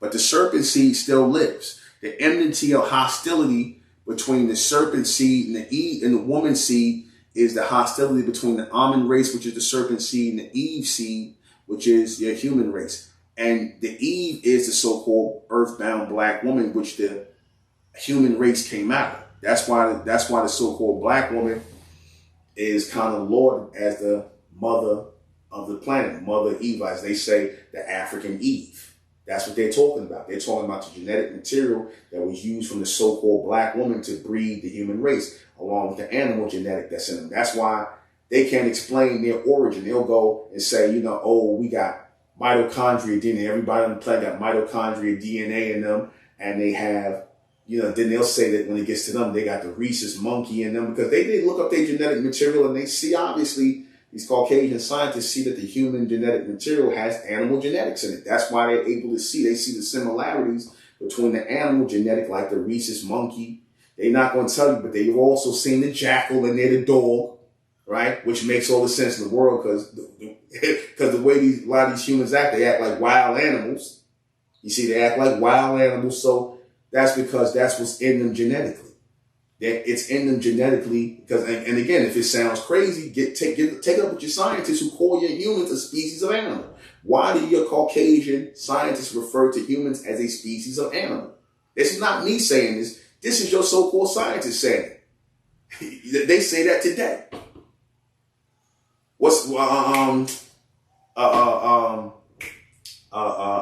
Darwin said that over 100 years ago, that the humans descend from animals. So if the humans descend from animals and they never put us on the evolutionary chart, then how are we the same? They never put us on no evolutionary chart with them. They never showed no evolutionary chart of black people descended from monkeys. They have not. Yet they come around and talk, we look like monkeys. That don't even make no sense. They showed themselves this, and nobody ever said, Darwin was full of crap, or he lied. They doubled down on it by saying that the humans are descended from animals. And it makes all the sense in the world, because they still got animal hair. Their hair is fur. That's animal fur. They get fleas and ticks in their hair like dogs, like monkeys. They get fleas. We don't get that in our hair, because we're a totally different species. Yeah. All right. At the end of the day, the dispute amongst the different groups of us caused our downfall? Of course it did. The tribal thing, yeah, of course it did. Yep, of course it did. The tribalism, of course. Yep, that's what caused it, That's what caused our downfall. Okay? So, I'm trying to see all of these questions. Any more questions? Because let me see. Okay. Yeah, I can throw some more questions at me. I'm not like a lot of these YouTubers that sit up here and just talk and they're not taking questions. I'm taking questions. Throw the hard stuff at me. Let's go. And I'm gonna be still talking on it. So examining the so-called black and white race, there is no black and white race. There's the American Indians who are being called black, and there's the Europeans who are immigrants who are called white. So then my next question was, what is white privilege? Because you keep hearing this white privilege thing. Notice you keep hearing white privilege. Oh, this person got white privilege. You know what white privilege is? White privilege is nothing but immigrant privilege. In other words, immigrants, the first immigrants of which white people are a part of, because white people are not Americans, neither are Asian. They immigrants from elsewhere. You don't get to come from another country and claim that you are so-called indigenous to another country just because your people moved there. You could be native to a country, but that don't mean you're indigenous to it. But anyway, all white privilege is that they're treating you like a citizen. That's what it means when they say you got white privilege. That means the U.S. government recognizes you as a citizen. That's all it means. White people, if you go back and read, I forget what that text is called, but they'll tell you, and go back and ask who was considered when they set up the U.S. government, the United States of America, who was considered U.S. citizens. Again, U.S. citizens, not American citizens. U.S. citizens, meaning you are considered a citizen under the U.S. government. White people, meaning people who are immigrants, had nothing to do with skin color. White people who are coming over here, basically wiping their history of where they came from in their country clean and being reestablished here in America as Americans, taking our place, right? They were allowed to come here and become American or become white people. You had your Europeans who were allowed to come here and be your first white people because they were trying to reestablish themselves in America and push our people to the side, thus calling our people black people, because when you black a people out, you basically redact or get rid of a people. And that's what they did by calling us black people. And you still got fools to this day calling themselves black people. And whether they doing it out of ignorance or they just following an agenda, they still partaking in this, either way. So again, white privilege is nothing but the government, the U.S. government recognizing you as a immigrant, aka a white person. Because again, white and Caucasian don't mean the same thing. You see, a Caucasian is a European, a so-called European from the Caucasus Mountains, an Asian from the Caucasus Mountains. That's what a Caucasian is. That is a Caucasian or European from the Caucasus Mountains, right? They have and then you have your white people, which was a term that was adopted here in America that was created by the U.S. government to give to immigrants. Your first white people being Europeans. Now, when they needed a boost, because at first all Europeans were not allowed to be considered white people. The ones who they let be white people first in this newly formed United States government were English, right? Were the English, were the not even the Irish yet. The Irish wasn't even. They did the English, German, French, Scottish. The ones who they call the real white people. Because a lot of other places in Europe, a lot of those people were mixed with the Moors. The Moors ran all over Europe and was laying with all the Caucasian women, and they spread their seed all over the place. So a lot of these people were mixed, and they had that dark brown skin. It wasn't like straight up white. And they would use terminology like tawny, in describing certain people in Europe that they said they wasn't all the way white, right? Because they were mixed in with the Moors. So they would only let certain people be white. They wouldn't let the Italians be white yet. Or this is silly because the Moors ran all through there. A lot of them got mixed black, so-called black blood in them, indigenous blood in them. Some of them, right? A lot of them were straight up white. Caucasian. But, that's how they were allowing them to be white first. The English, the French, the Germans, the Scottish, and then eventually, when the Irish wanted to come over, they wanted to be white too. So over time, they gave them white privilege. But at first, they didn't let them be white automatically. They had to, earn their whiteness by abusing black people, by joining the police force like they did, and ganging up on black people. And once they showed that they were willing to jump on the American Indians, the so-called black people, and kill off the Indians, then they were given white status. That's why your Irish got white status in this country, because they participated in a lot of the killings and lynchings and murders, because the people that formed the Ku Klux Klan, a lot of them those were Irish. Nathan Bedford Forrest, I think he was Irish. A lot of the Irish formed the Ku Klux Klan, which was meant to be a terrorist group to terrorize the American Indians. That's what they were formed for after slavery. They were formed to terrorize the American Indians who still remained in those areas, who had land that the government, they reneged on giving them. You see, because the Europeans were racist as hell. They had the audacity to sit up here and steal the land from the people, then kill the people for living, just steal from the people and kill, just interrupt their livelihood, because, like I said, they wanted to implant themselves here. All right, let me see if I have any other questions. Let me see. Were holy tablets that Dr. York made, was that about the deities? Were the real people and the stories about they actually happened? You asked me to speak on Dr. York's holy tablets. And what I will say about that is these are accounts that on some level took place, obviously on some level had to take place. I don't think it was the pure fantasy of Dr. York, but a lot of things, were repeated. A lot of accounts were repeated and whatnot. And, honestly, I can't speak on what Dr. York received. I can't speak on his holy tablets. That was what he saw. You see, whatever he saw, whatever came to him, that's not my book.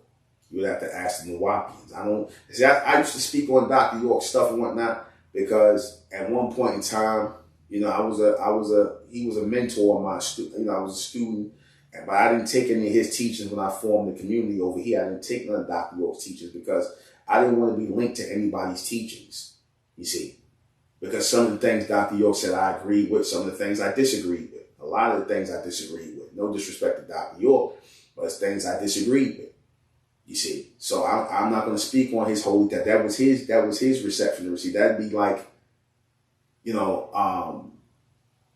another person came along and you asked them to speak on what I taught, they can't really answer questions on what I taught. You have to ask me. Like you have to ask Dr. York or ask one of his followers. I'm not one of his followers. I just looked at the man as a mentor. So that's all I'll say on that. You got certain people who are still caught up in the holy tablets and whatnot. I'm like, you need to take that up with Dr. York. I'm focusing on my people going forward because at the end of the day, none of that stuff mean nothing.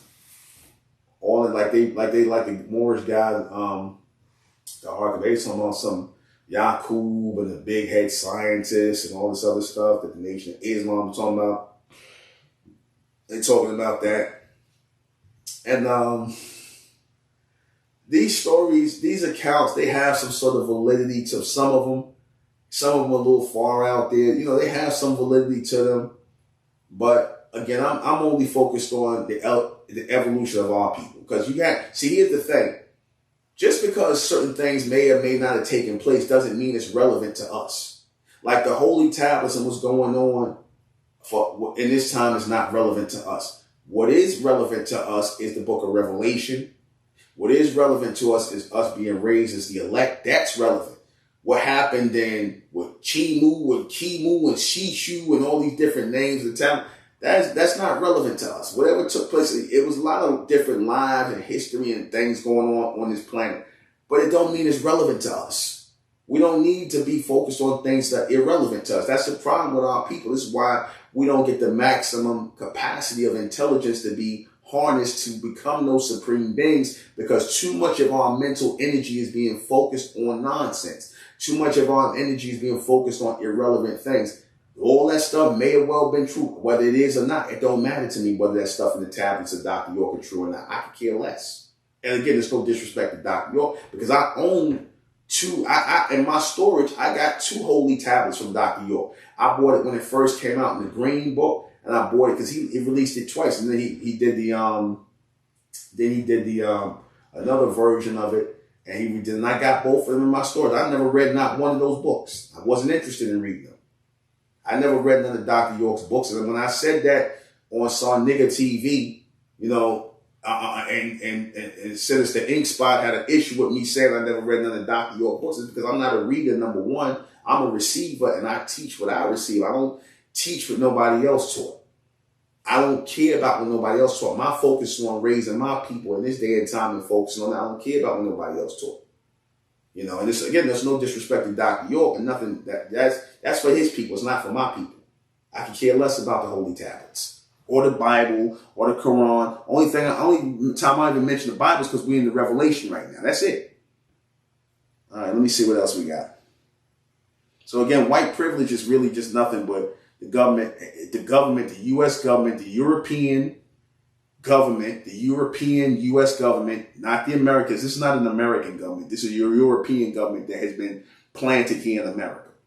The U.S. European government only is going to recognize white people, aka immigrants. Because again, you could be a white person and not be Caucasian. You got Asians who given white status. You got certain Arabs and certain people who, some of them even could go for so-called black people, are given white status. They're considered white. So white is just a social status. That's all it is, a governmental social status, just like black. Black is the Indians. Black is the way black is the way they know how many so-called American Indians are here. The real American Indians. Because they know that the indigenous people, they make sure they deprive them of all resources. Remember I said the other night, the so-called black people are not considered U.S. citizens. They're not. Martin Luther King was not fighting for, he was fighting for civil rights, which was really, what he really wanted, or what they wanted black people to have is U.S. citizenship, because black people under the U.S. government do not have citizenship. We have civil rights, but not U.S. citizenship. That's why the police violate your rights. They don't have to acknowledge any rights you have, because you really don't have no rights. That's why you see what happened with Jonathan Majors.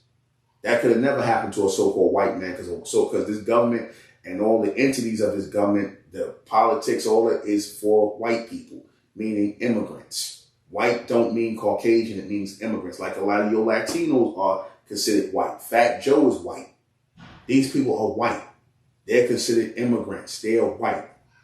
They are not, you either got black, you got white. Black is the American Indians, the real indigenous people, and white is the immigrants that come from someplace else. This government is for the immigrants. That's why when they give grants away and give government money away, they give it away to the immigrants and not the indigenous people. That's why we can't get we barely can get any loans. You know what I'm saying? They make us jump up and down and do backflips to get some government money, our tax money now. But they'll give money to a bunch of illegals because they are considered white. The Latinos they let in here are going to add to the white numbers. Okay? They're immigrants. If you're an immigrant, you white. Unless you African and, you like in certain parts of Africa, like in the West, they ain't going to consider you white. But the ones in the East, they'll consider them white. All right.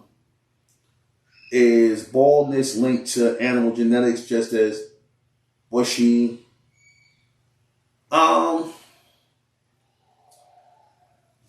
Baldness, well, you can't say that because you don't really see no animals with bald heads. So you can't really say some people's hair is just thin than others, and certain people's hair is a little thick. Again, baldness, that again, the genetic where you come from. Again, the ability to grow hair and to have,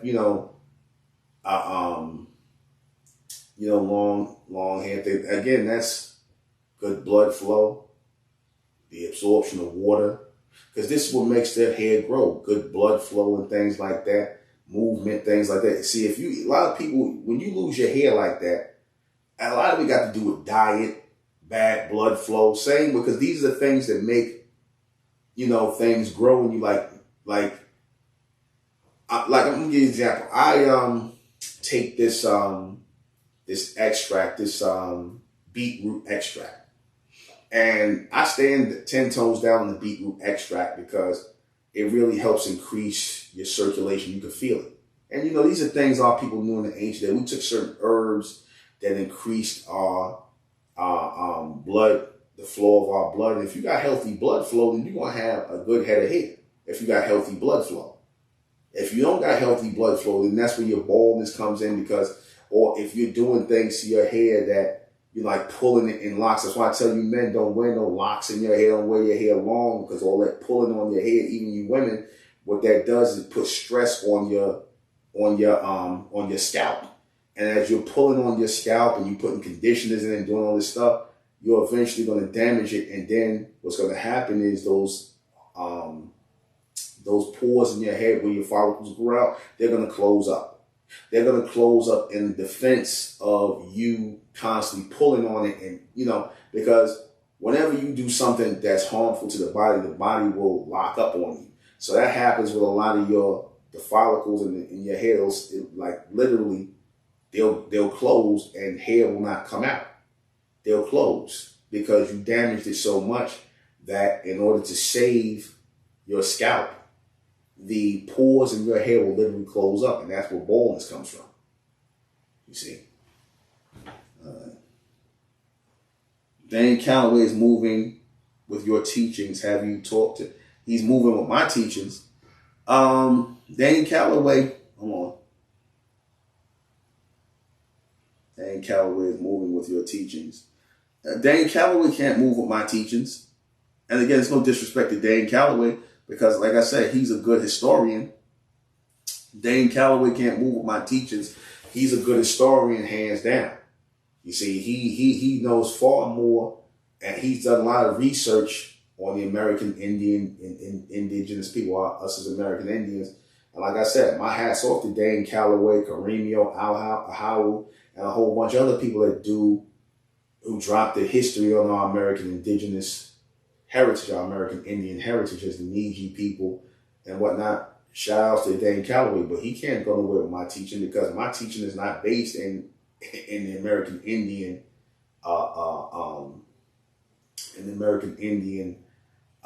foundation. Even though I say, yeah, we are American Indian, right? That's just reality. Dane Calloway, not to take nothing from him,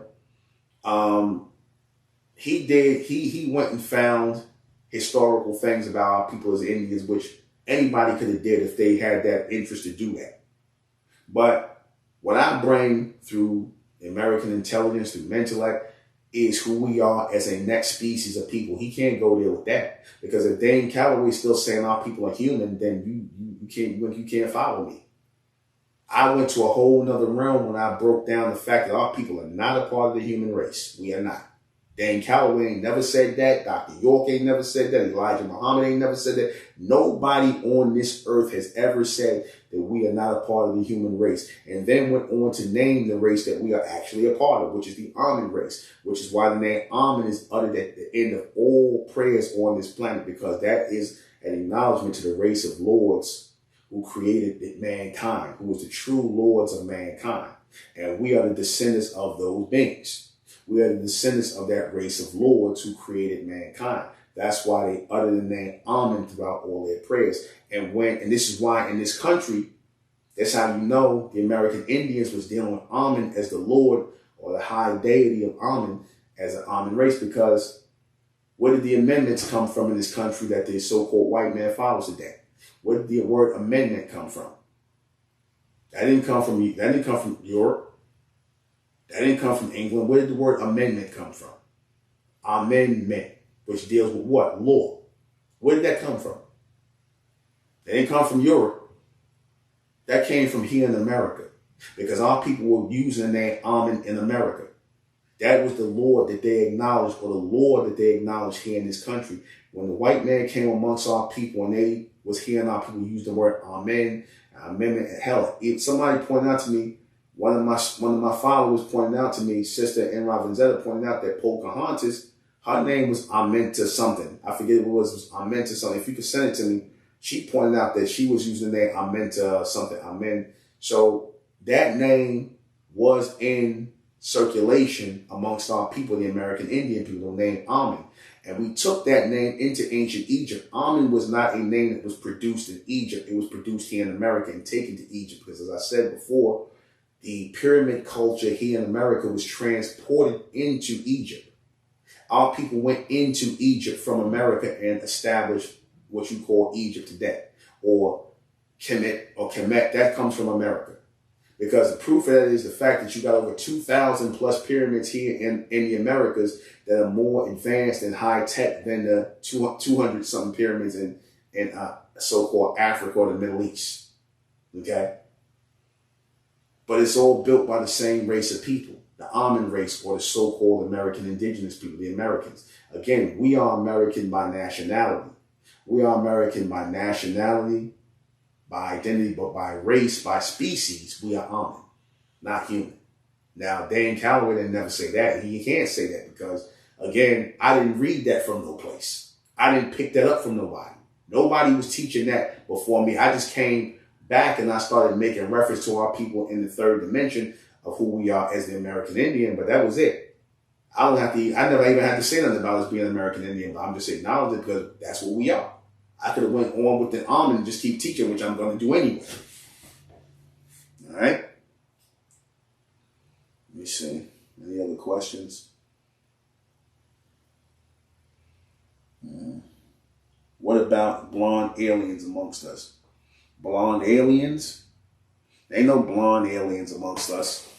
Man, stop listening to this nonsense from the white man. Ain't no blonde aliens. All that blonde hair and all that stuff, that was bred here on Earth, man. Blonde hair, red hair, all that stuff was bred from the humans, man, the Caucasians in particular. Those are different colors of different animals. That different hair texture come from animals, man. That red and blonde and all that stuff come from animals. There is no alien blonde race. That's some lie the white man make up to make himself seem like he's not earthbound. He wants to make himself seem like he came from another planet because he knows realistically he's not from another planet. They don't come from no other planet. They from here on Earth. Okay? Ain't no blonde alien. That's a lie. Just like how they try to say they the reptilians. They are not. You know? Wasn't it Inky who in Lil's Earthbound? Wasn't Inky versus Enlil Earthbound versus the Most High Project clones? Yeah. Yeah. It was. The problem was here in the third dimension more than anything, because a certain group of people from the fourth dimension were designated to go into the third dimension as they were building down and projecting down a three-dimensional space of people, place, and possession. In other words, they were creating a rest spot under the fourth dimension in which they can, plant things. They needed a space to plant things. And that became your Earth. Earth is nothing but a place to plant things, thus the term planet. Planet, because everything was planted here. Seeds were planted here. Life was planted here. The only thing that was created here that is unnatural is your human race. The only thing on Earth that's unnatural that was created here was your humans, because they were created from the genetic material of the Amen, the earthbound Amen, and meaning the descendants of those Amen who came down here earthbound, who they started spreading out and populating the planet. And they just took those earthbound Amen who disconnected themselves mentally from the fourth dimension, were disconnected, and they just started becoming regular people. And eventually, they were still building civilizations, but then over time they became tribal, and basically the reception of sticking together and following the law and order for a higher connection was lost from our people. So therefore, once that connection was lost from our people, and they were already creating the humans on Earth to do the work that they didn't want to do, they were breeding humans on Earth So as they were breeding humans on Earth to do the work that they didn't want to do, then they started mixing their seed with these humans. They started, intermarrying or, laying with and seeding with these humans, right, as an almond race. Right? Let's see. Did we live underground in the past civilizations? And why? And if so, why? No. No. Were there creatures living in the earth that were created by the almond? Yeah. There were creatures in the earth. Did they do experiments on people inside the earth, humans that were created inside the earth? Yeah, they did. Reason being how you know that's because they found a lot of fossil or human fossils inside the earth. That's how the human fossils got there. Some of them were buried. Some of them were experiments that took place inside of the earth, inside of caves and things like that. This is where the whole thing of the Caucasians and the East Indians coming from caves come from, because a lot of the experiments were taking place in caves or in underground regions and things like that inside the earth. So they were creating the humans and out of the water, taking them in. The whole thing was to keep the humans separate from the almond, to keep them separate. They had different sections where they kept the artificial creation. Again, because you're humans, you're human. The word human means created man. You see, thus the term mankind. You see, the so-called white man does. I know a lot of this, for those of you who tuning in that's listening, y'all might be, oh, this sounds crazy. Where he getting this from? Ask yourself a question. This is not crazy. This is reality. Because again, why does the so-called white man refer to, he makes reference to man and mankind? Who is man and who is mankind? Remember the guy who made that statement, Neil Armstrong, when they supposedly went to the moon, one giant step, one small step for man, one giant step for mankind. I think that's how the saying went. Y'all pull it up and say. So again, if he's making reference to a man and then he's making reference to mankind, that's telling you that there's a natural man and then there's an artificial man. Yeah, humans are artificial beings. They're artificial life forms. They didn't come from a natural projection like we did as the almond race when we projected from the fourth dimension into the third dimension through solar projection. They are created here on Earth in the waters, and they were mixed with all types of genetic material from animals. The rhesus monkey, the jackal, aka the dog, and our genetic. Again, because you can say it sounds crazy all you want to, but they saying they so. The humans got mitochondria DNA from this African Eve woman. And what is the picture they show you of the African Eve woman? Some monkey-looking black woman. Some black female that they put together with a monkey face. And that's not how they got the genetic material spliced in them.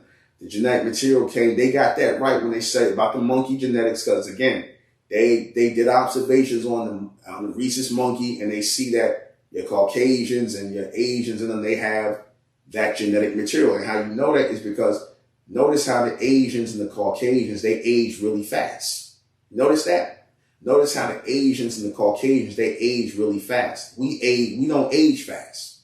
The reason why the Asians and the Caucasians and even the East Indians, they age kind of fast, but not as fast because they got a lot of our carbon inside of them.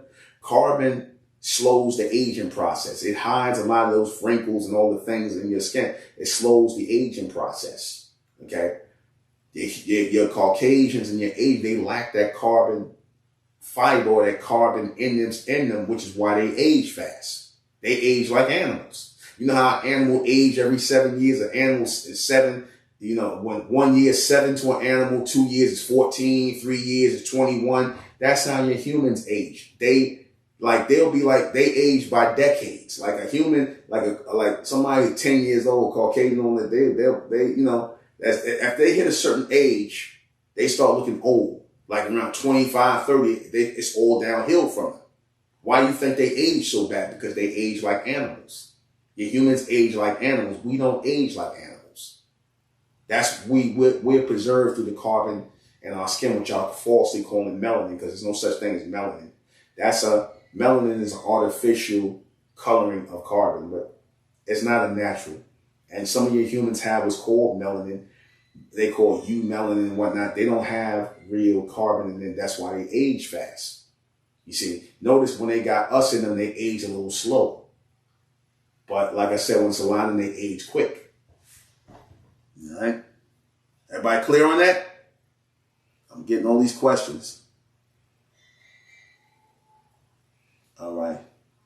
When will the flood of the cities be destroyed, and when will a new continent arrive up on top? When will the floods? Well, there's going to be a lot of fire, more fires, meaning forest fires and whatnot, because it said, it's going by what it's, according to the Bible, it said that the earth was going to be destroyed by fire, not by flood. So what that's really talking about is a lot of forest fires, a lot of places are going to burn up. And you see that already. You see a lot of forest fires, and, especially in Southern California, all them places. There was one place in particular in California where they was talking about black people can't live there. Here it is. We was all over this place as American Indians in California and everything else. They want to tell black people can't live in this town. I forget where it is. It's someplace in California. That whole place burnt up. The whole place burnt up. So you're going to start to see a lot of these places in which a lot of degenerate behavior was, pushed upon our people. A lot of these places are going to start to burn up. Some of these places are going to be submerged by water, but it's going to be a lot of things that's going to bring about shifts in other continents. Like right now, because of the solar, that heavy solar projection onto the earth, a lot of places like Antarctica are melting away. And remember, I used to do this years ago. I used to put up the image of Antarctica on our flag. And I'm like, that place is going to be the next continent. It's going to be melted down, because you're going to see a lot of creatures come out of there. You're going to start to see people trying to live in Antarctica. Like you could go there and visit, but the place is having a meltdown right now. A lot of land mass is going to come up. Some are going to go underwater. So that's going to happen. A lot of it's going to be destroyed by fire. All right. What else we got? Let me see. I'm looking for more questions. I'm going to wrap this up soon. I'm just answering your questions and make sure I got it. All right. What's your thoughts on certain so-called black people? What is that? Turning albino. What are my thoughts on certain black people turning albino? They bugged out of their mind. If you're turning yourself albino, do you mean by that? Do you mean bleaching your skin? Is that what you mean by that? By bleaching your skin? Hold that thought. Be right back. Hold that thought.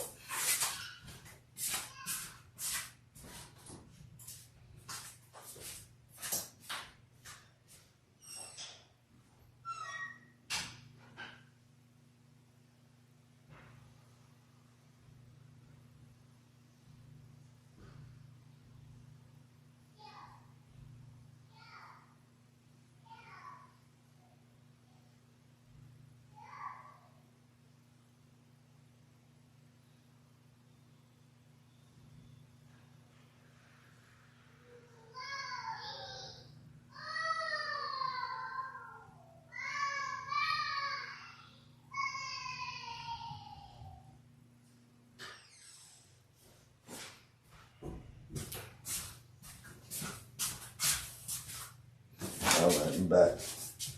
So it's real out here. If I gotta go to the bathroom, I'm getting up, going to the bathroom. Right? Not gonna be sitting here. If I gotta go, I'm getting going.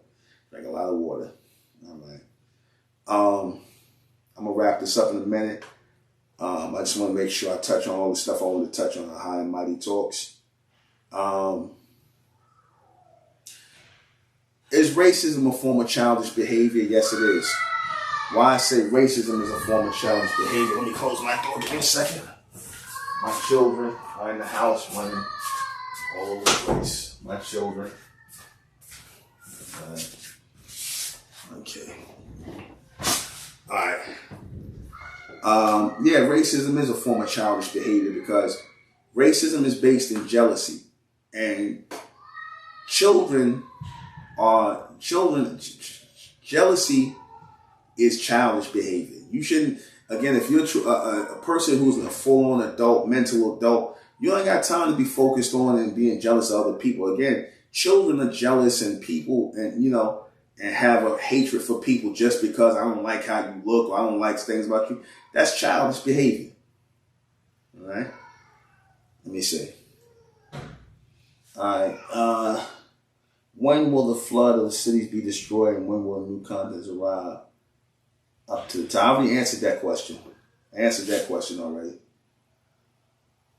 And my thing is, y'all ask questions like that, but what the hell are y'all doing because again, when you asking about cities being destroyed and flooded and stuff like that, y'all asking these questions, what are you, that means that there's a renewal taking place.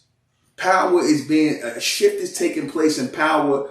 That means certain rulership is going out and the next rulership is coming in. What are you doing to prepare yourself to be part of that rulership as a people? Are y'all coming together? Y'all ask about these things all the time. And it's what blows my mind with a lot of these black countries. Y'all ask about stuff that's going on in the ancient world. And how is that relevant to you today? How is these things relevant? Why do y'all ask questions that are irrelevant if you're not doing anything to align yourself with that next form of power? Because I said this before, I said it again, our people got to come together. I didn't come here to answer a bunch of questions, a bunch of space cadet questions and whatnot. And again, no disrespect to nobody, but I don't care about none of that stuff. Again, I care about us extending and going forward as a people on a higher mental level, receiving our true power on earth. The kings must receive their kingdom on earth. We represent the kings who are supposed to receive our kingdom on earth. Notice how they took that movie from that guy, Jonathan Majors, right? And it was called Kang the Conqueror. Kang is another way of saying king. King the Conqueror, right? They couldn't wait to take that away from him. You see, over a cave woman. But it is what it is. I don't feel no kind of way about that. And I said this before, I don't got no real sympathy for these entertainers because they in this by themselves and the beast they trust. They bend over for them, do all kind of degenerate things with these people. And again, I don't look to these people for anything. Because in the beast they trust. All right? Let me make sure I touched on everything.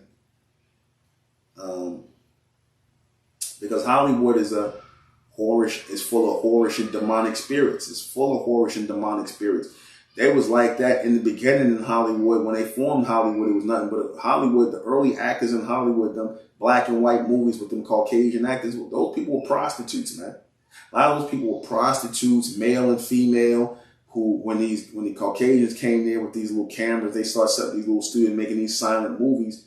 And they was building Hollywood. They was using actors. These people were prostitutes. That's where the casting couch came from, where, you had to do some sexual stuff with a studio boss because that whorish energy was already there. Same way this criminal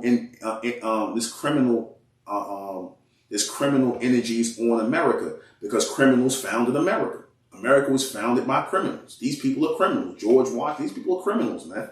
If you part in taking land from people, if you're calling it an act, or you sit up here taking land from people and pushing people off their land and killing people, and you allowing this to take place, then you are a criminal. This is going up down on your watch. You allow people's land to be stolen from them, people getting put in slavery, being killed. This is a criminal enterprise called the United States. It is what it is. So you can't get when they talk about ethics and all this other stuff in this country, that make me laugh, man. None of these people are ethical. The people that run this government are not ethical people. They are the descendants of criminals who have a long ongoing criminal enterprise called the United States government. And it is what it is. But I'm about to wrap this up in a minute. Again, I'm not for or against the government. I'm not for or against. I just, it is what it is. Let me get this. Why the Indian Removal Act doesn't match the history of the Indians of today's Native American. First of all, when they talk about the Indian Removal Act, they want you to think that they're talking about the so-called Native Americans of the day that you see, that they were removed off their land. That's not true because the so-called Native Americans didn't believe in owning land. So how can they be removed off of land that they didn't even think they owned? They was moving around all the time. They had their little territories on the outskirts. But when you talk about the Indian Removal Act, these were people who were removed off of land that they were living on and growing fruit, growing crops on, and growing, vegetation and things on. That was our people. The Indian Removal Act is the removal of our people from the land in the South. That was the removal of our people, because that's where a lot of your crops and your cotton and your foods was coming out of the South. So they wanted to take that from our people. They wanted to take that. The U.S. government wanted to take that from our people. So they came up with something called the Indian Removal Act. Basically, we're gonna steal your land, and we're gonna make it a law that it's okay to steal your land, because we don't want to look like criminals, which is what we are. We are criminals stealing your land. So anything that's based on criminal behavior, anything that's based on crime or theft or slavery or trafficking of people, how are you gonna make that right? How are you gonna make that right? You can't make that right. This will never be right. You all you doing is trying to come with this fake narrative, you think that by lying, and you can't escape your history. You can't escape your history. You still thieves and murderers and liars. Will there be a future American community tagging along? Will there be a future American communities tagging along in the future to your covenant? I ask because I remember you saying black people are going to have to come together. Exactly. Well, first off, listen, black people are never going to come together. What I'm talking about is it's going to be an evolution of our people, where they're going to evolve out of that whole black thing. Certain ones of our people and the rest of our people are going to be destroyed right along with, the current people who are in power. They're going to go right down with them. And from that is going to come the gray race, right? Which is going to be a mixed race of people. If you look at the Scientific American, they put out a couple of years ago, it talked about in 2050, mass majority of people is going to be mulattoes. They're going to be mixed race. They said basically going to be no more white people, ain't going to be no more black people, ain't going to be no more Asians. It's going to be a mixed race of people. But there's going to be a remnant of our people, a strong remnant of our people that's left, that's going to be the real American community, the American indigenous community.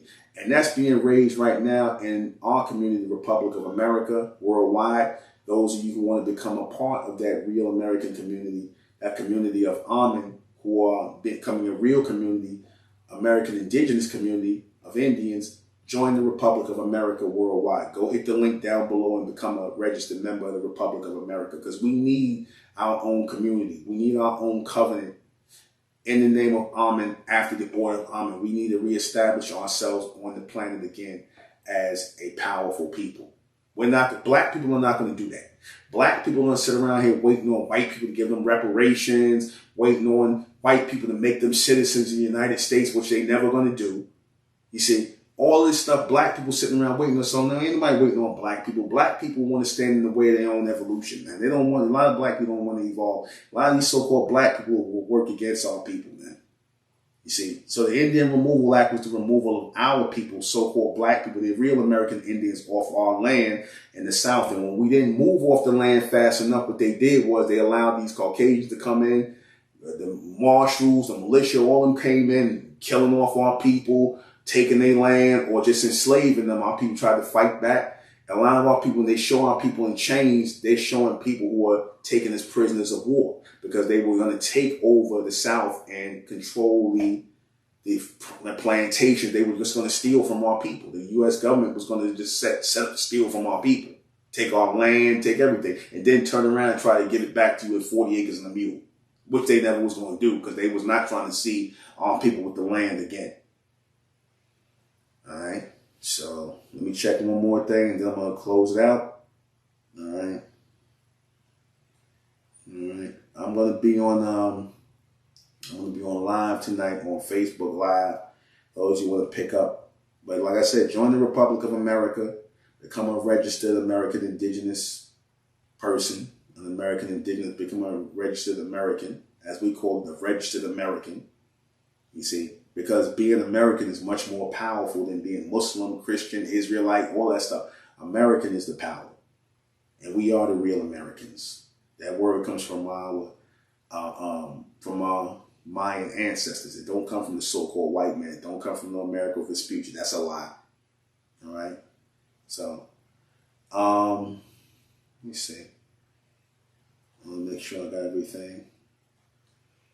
All right.